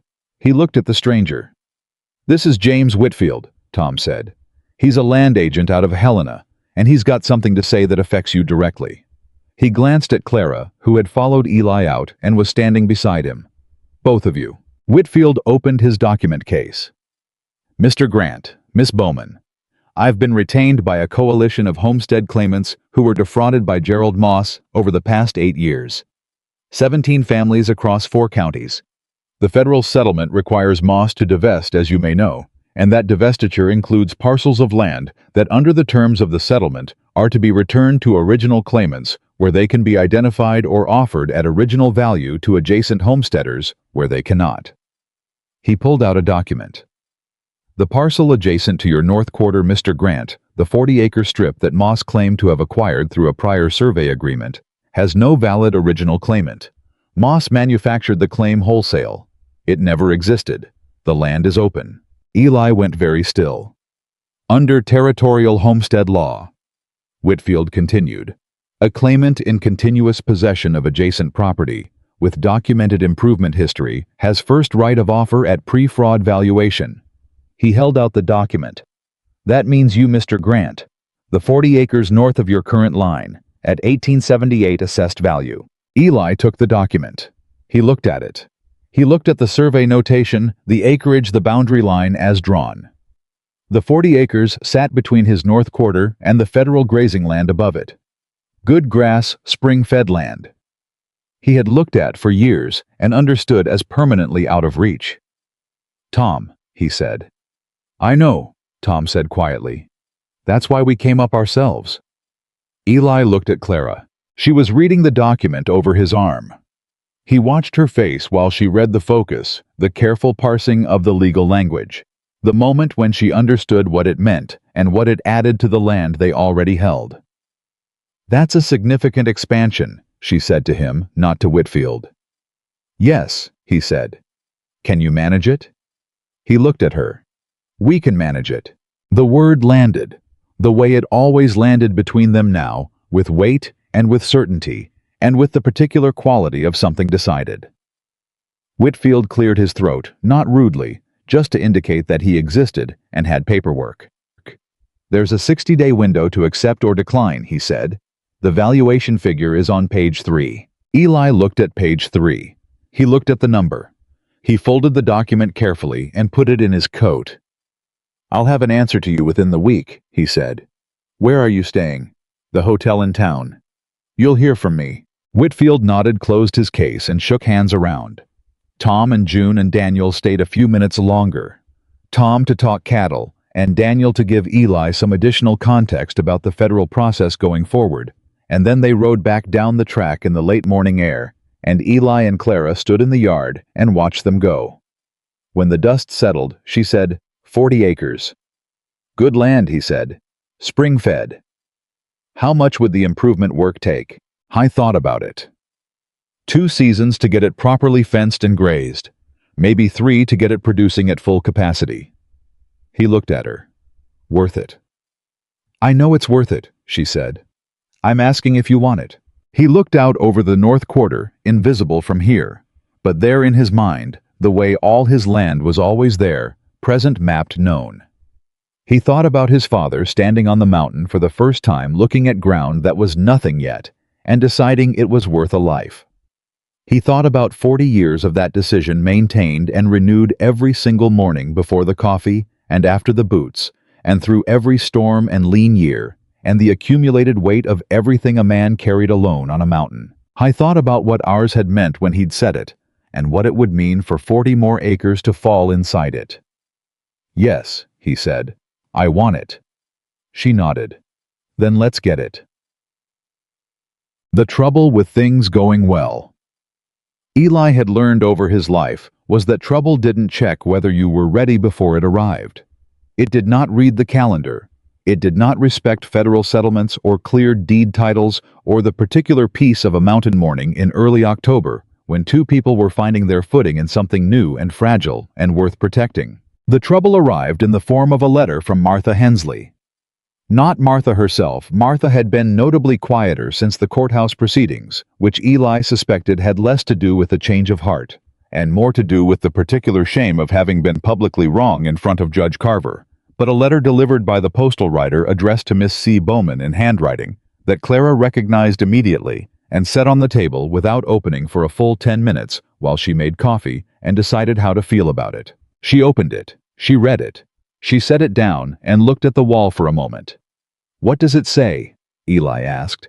He'd come in from outside and found her at the table with the letter and the particular quality of stillness that meant something large. She's apologizing, Clara said. He stared. Martha Hensley is apologizing. Apparently. Clara looked at the letter again like she was checking whether it had changed. She says she made assumptions about my character that were not justified. She says she watched what happened in the courthouse, and she understands now that her word is small. She says she was small about it. Clara set the letter down. She wants to know if I'd come to her sewing circle on Thursday. Eli sat down across from her. He looked at the letter and then at Clara's face. Are you going to go? He said. She considered this with the full serious attention she gave everything. She was cruel to me, she said. In the way that women can be cruel to each other when they've decided a woman doesn't belong somewhere. That's not a small thing. No, he agreed. It isn't. But she's also the kind of woman this town listens to. She looked at him. If she's changed her position, that matters. Not for me. But for any other woman who comes through Millhaven and needs a place to stand and gets Martha Hensley instead. He watched her. You're going to go, he said. I'm going to go, she confirmed. And I'm going to be honest with her, which she may not enjoy, and then we'll see what she does with it. She may not handle honest well. Then we'll find that out too. She folded the letter. You think I shouldn't? I think you should do exactly what you're going to do, he said. I just want to be sure you know it might not be what you're hoping for. She looked at him across the table. Eli, I've been hoping for things that turned out to be harder than expected since I was 19 years old. It hasn't stopped me yet. He said nothing. It's a sewing circle, she said, and something light moved through the words. The worst thing that happens is bad conversation and mediocre cake. He said nothing, but something moved in his expression that she had learned to read as the internal version of a smile. She went on Thursday. She came back in the late afternoon with flour on her sleeve and a look on her face that was thoughtful and complicated, and not quite what he'd expected, which was exhaustion or frustration or both. She came in, hung up her coat, poured herself coffee, and sat at the table. He waited. June Aldridge makes excellent cake, she said. And Martha. Clara wrapped both hands around the coffee cup. She's a lonely woman, she said. I don't think she knows that about herself. I don't think anyone has ever said it to her in a way she could hear. But she's been running this town's social machinery for 30 years because it's the only power she has, and she's used it badly sometimes, and somewhere underneath that she knows it. She looked up. She asked me about my father, not about the land, about him. who he was. Eli held her gaze. "I told her," Clara said. "And she cried, which I was not prepared for. Martha Hensley crying into her cake in front of 6 women and doing it without trying to hide it." She shook her head slowly. "She lost her own father to a land dispute. She was 12. She never got it back." She was quiet for a moment.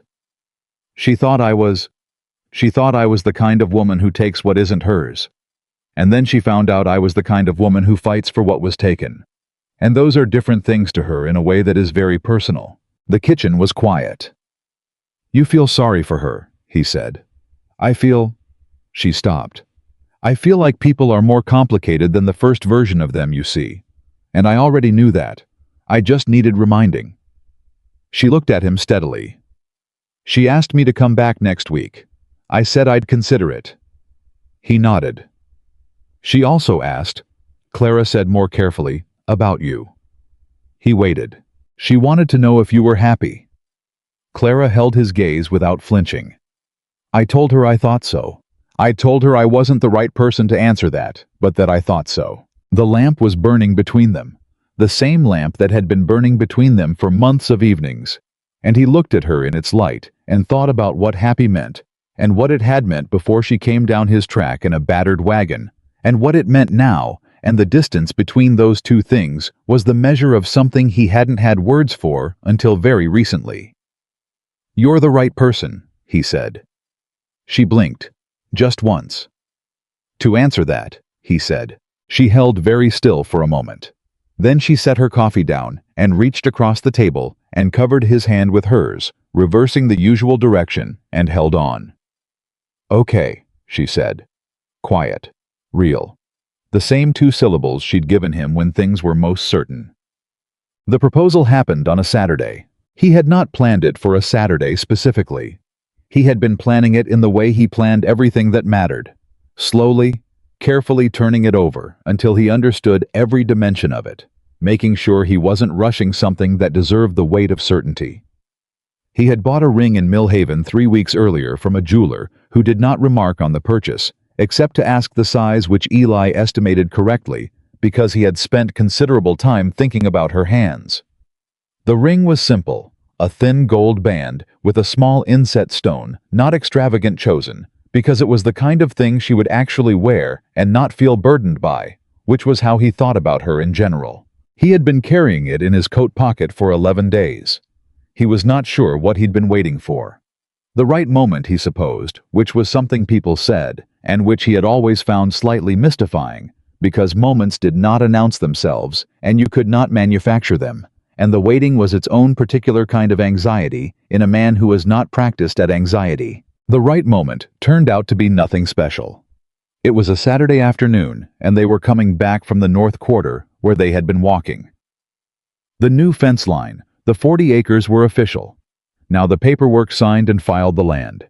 His in the afternoon light was doing something particular to everything it touched, and Clara was talking about spring planting and what she thought the grass rotation should look like, and she was talking with the focused confidence of someone who had been thinking about this land the way he thought about it, like it was hers to plan and tend and care for, because she had made it so with every morning and every evening and every conversation at the kitchen table. He stopped walking. She walked 2 more steps before she noticed and turned around. "What?" she said. He reached into his coat pocket. Her eyes went to his hand, then to his face, then back to his hand. Something changed in her breathing, not dramatic. Just a shift, the particular shift of a person whose body understands something before the words arrive. "Eli," she said. "I'm not good at speeches," he said. "You know that." "I do," she said. "I'm not going to tell you things you don't already know, because you're the most perceptive person I've ever met, and you've known most of this longer than I've been able to say it." He held the ring between his fingers. "I built this land to last. I built it for I thought I was building it for the land itself, because that was the thing that stayed. But that was wrong. I understand that now. I was building it because some part of me believed there was someone it was being built for." He stopped. He was not a man who made long speeches, and this was approaching the limits of his capability. "Clara, I would like you to be that person. Formally. Permanently." He paused. "If you want that." She looked at him for a long moment. Her eyes were bright. Her jaw was doing the thing it did when she was holding something back that wanted very much to come through. "That," she said, "is the most Eli Grant proposal that any woman has ever received." "Is that?" "Yes," she said. She stepped forward and took the ring from his hand, and then instead of giving it back to him, to put on her finger, she turned it over, once looked at it, and held out her left hand with the same directness she brought to everything. "Yes, put it on." He took her hand. He put the ring on. It fit. She looked at it on her hand. She looked at him. And then she did the thing that undid him completely, which was that she stepped forward and put both her arms around him. Not as a performance, not with any drama attached to it. Just the simple, unambiguous act of a person choosing where they wanted to be. He put his arms around her and held on. Above them, the mountain held its ground in the October light, the same as it had always held it, and below them the land spread out in every direction. The old quarter and the new 40, and the creek in the north, and the pasture in the south, and all the fence line. They had walked together, and all the work they had done, and all the mornings they had started in the same direction. They stayed there for a while, two people standing in the middle of 40 years of one man's life, and the beginning of something larger, and neither of them needed to say anything about it, because some things did not require words to be real. They married in November in Mill Haven, in the small church on the corner of 3rd and Broad, that had a minister who was practical and kind, and did not ask unnecessary questions. The ceremony was short and plain in the way that both of them preferred, witnessed by Walt Greer and Tom and June Aldridge and Abernathy, who made the ride out from wherever he'd been, and sat in the front pew with his coat on his knee and the look of a man who had seen many things and was quietly glad about this one. Martha Hensley came. She sat in the back. She brought cake. Eli wore his best coat and his good hat and kept his hands very still at his sides until the moment Clara walked down the short aisle, and then his hands found their way to hers, without him having to think about it, which was how all the best things happened. She wore a dress of deep blue that she'd ordered from a shop in Billings, because she'd decided that if she was going to do this, she was going to do it in something that was hers and not borrowed, which was so entirely her that he would have said so if it wouldn't have made her roll her eyes. She carried a small arrangement of dried wildflowers from the mountain. Her hair was up. She looked like herself, which was the most she'd ever looked like anything. The minister said the words. They said theirs. The ring that had already been on her hand for 3 weeks got removed for approximately 40 seconds and returned with a formality that made Walt Greer clear his throat and look at the ceiling. When it was done, Clara turned to him with the full, unguarded smile, the real one, the one from the chest, and said quietly enough that only he heard it. "Took you long enough." He looked at her. "I got there." "You did," she said. "Eventually." "I believe the traditional response to that observation," he said, "is silence." "I believe the traditional response," she said, "is to kiss your wife." He did. The church applauded with the particular enthusiasm of a small community that has been watching a thing develop for months and is deeply gratified to see it formally established. Walt Greer whistled. Tom Aldridge shook his head with a smile. Martha Hensley cried, which by this point was becoming something of a pattern. Abernathy in the front pew looked at the ceiling with the expression of a man who was very much not crying and would maintain that position permanently. Winter came to the mountain, the way it always came, with authority and without apology, and the Grant Ranch went into its cold season with 2 people in it for the first time in decades. The adjustments were small and significant in equal measure. The way the house felt different in the mornings, not just functionally, but in some atmospheric sense that Eli couldn't have named to anyone without sounding unlike himself. The way the evenings settled into a shape that was not silence and not noise, but a particular combination of both her reading at the table, him doing accounts or mending tack the lamp between them, the stove going, the dogs shifting on the floor near the heat. The way his name sounded in her voice when she was across the barn and needed him, which was a different sound than anything else, and one he had not anticipated would become very quickly the sound he most relied on to tell him where he was. She was not easy. He had known she wouldn't be easy, and he had not wanted easy. She had opinions about the cattle rotation that were occasionally different from his, and she said so. She had opinions about the way he kept his accounts that were entirely correct, and she said that too.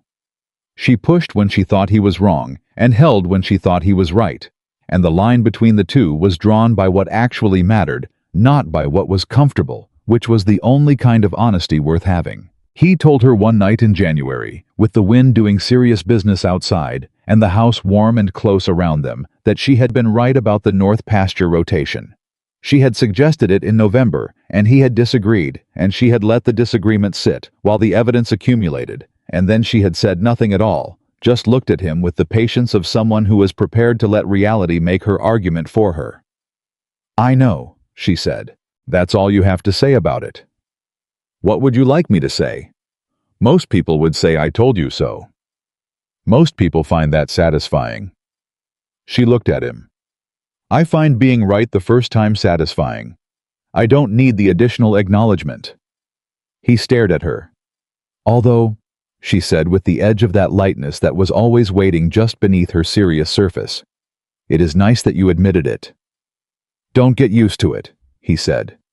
She smiled. "The full one." He looked away. "The east pasture rotation you said should go to summer grass next year." "I did say that." "I think you're right." She looked at the table. "Clara." "I'm not going to respond to that," she said. "I'm going to sit here and let the moment exist." Haimad a sound that was not quite a word, and definitely not a laugh, and was somewhere in between, which she noted and catalogued alongside all the other things that lived in the specific register of Eli Grant, showing happiness in ways that required translation. Spring came back to the mountain, the way spring always came, green and relentless and full of work, and with it came a letter from Daniel Crisp in Helena saying that the final paperwork on Moss's federal case had been resolved. Moss had paid his fines, surrendered his fraudulent holdings, and relocated his destination unspecified.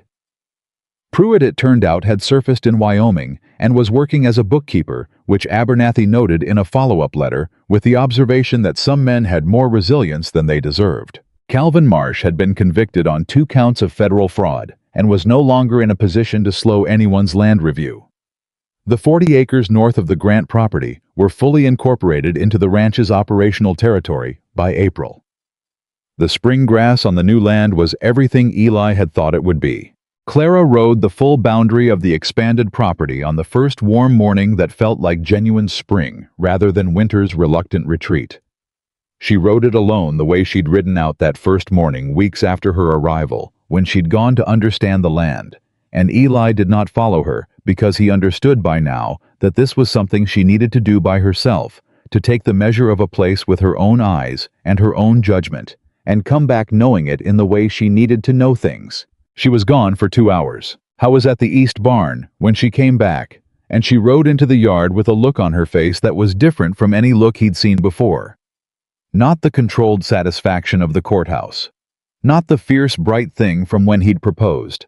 Something older and quieter. The look of a person who has arrived, finally completely at a place they have been trying to reach for a very long time, and is only now permitting themselves to understand that they are here. She dismounted and led the mare to the trough and let her drink, and then she stood and looked out over the property. All of it, the old and the new together, the fence lines and the pasture and the creek and the barn and the house, with her hands in her pockets and the spring wind in her hair. He came up beside her. "Well," he said. "It's real," she said. "I knew it was real. I just needed to feel it under my feet, all of it." She looked at him. "Your father chose a good piece of ground." "He did," Eli said. "We chose a good piece more." She held his gaze. "We did." A pause. "I've been thinking about what to do with the Nebraska land, my father's 40 acres. And I want to keep it." She looked back at the property. Not to go back to, but because it was his and he didn't get to keep it for long enough, and now he can. In the family, permanently. She paused. "Tom Aldridge's brother Daniel said he'd manage it for a fair percentage. He knows the territory, and he's honest." "That's what I would have said," he said. "I know. That's why I thought of it." The spring wind moved through the yard. The horses shifted at the trough. Somewhere in the upper pasture, the cattle were doing what cattle did in good grass in a warm morning, which was to say, moving without urgency and tearing up the green things and making the land more useful by being on it. "I want to put in a kitchen garden," she said. "The south side of the house. It's been sitting as yard space for 40 years, waste of good ground." "My mother tried to put one in once," he said. "The deer ate everything." "Then we fence it," she said. "That's a considerable project." "So was getting your deed cleared," she said. "I seem to manage considerable projects." He looked at her. She looked at him. Something moved through the air between them that was neither serious nor light, but some particular combination of both that was theirs specifically, and had been building since a stormy night in July, when she'd knocked on the barn door of a man who hadn't wanted anyone and had found against all his prior arrangements that he was wrong. "I'll build you a fence," he said. "I know you will," she said. She took his hand. He held it.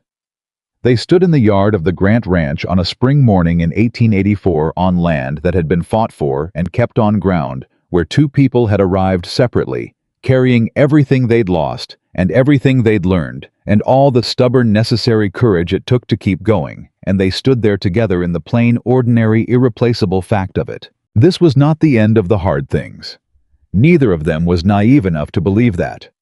The mountain had winters ahead of it, and land always had new problems, and life had a habit of delivering difficulty without announcement. They both knew that. They had each learned it young and hard, and carried the knowledge as working information, not as fear. But they would not face any of it alone. That was the thing. That was the whole thing when you got to the bottom of it. Not that the hard things wouldn't come, but that when they came, there would be two people standing at the fence line instead of one. Eli Grant had spent 40 years on this mountain building, something he couldn't quite name, filling in fence line and cattle count and deed and acre, trying to make something sufficient out of the material of a life that he had deliberately kept from requiring anyone else. He had been wrong about what was missing. He had been wrong for a long time, in the systematic, thorough way of a man who was very good at being wrong about the things that were most important to him. And then a woman with a broken-down wagon, and a bruised jaw, and a carpet bag, and more courage than she had any practical reason to carry, had knocked on his barn door in a storm, and refused to perform helplessness, and refused to accept dismissal, and refused to leave. Even when leaving would have been safer. And somewhere in the weeks and months that followed, the thing he had been building finally understood what it was for. Not for the land, though the land was real and worth every year of it. Not for the cattle or the deed or the acres added. Not for the silence, though the silence had taught him things. For this. For a person to stand beside. For the simple, profound daily fact of not being alone in the place you'd built. He had spent 40 years finding out what kind of man he was. She had spent 27 finding out what kind of woman she was. They had both arrived at the same mountain on the same stormy night with their answers already earned, and what was left was simply to choose to stop running from the thing they'd each been building toward separately and stand together in it. They chose. The mountain held its ground above them, and the land spread out below them, and the spring morning continued in the patient, indifferent, beautiful way of mornings that do not know they are significant. And the two people standing in the yard of the Grant Ranch held on to each other's hands in the plain, quiet, absolute knowledge that they were exactly where they were supposed to be. Some people spend a lifetime looking for the place where they belong. Some people build it board by board, and fence post by fence post, acre by acre, and year by year, without knowing that's what they're doing. Building not just land, but the conditions for belonging. Not just a ranch, but a home in the fullest, most honest sense of the word. A place where someone could arrive broken and leave whole.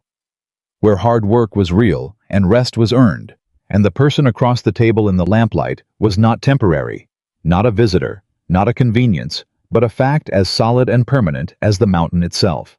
Eli Grant had built that place. Clara Bowman had recognized it when she saw it, and together they had made it true. That is the kind of love that lasts, not the loud kind, not the easy kind, the kind that is built slowly, honestly, in the space between two people who have each already learned what they are worth and who choose every morning to prove it again.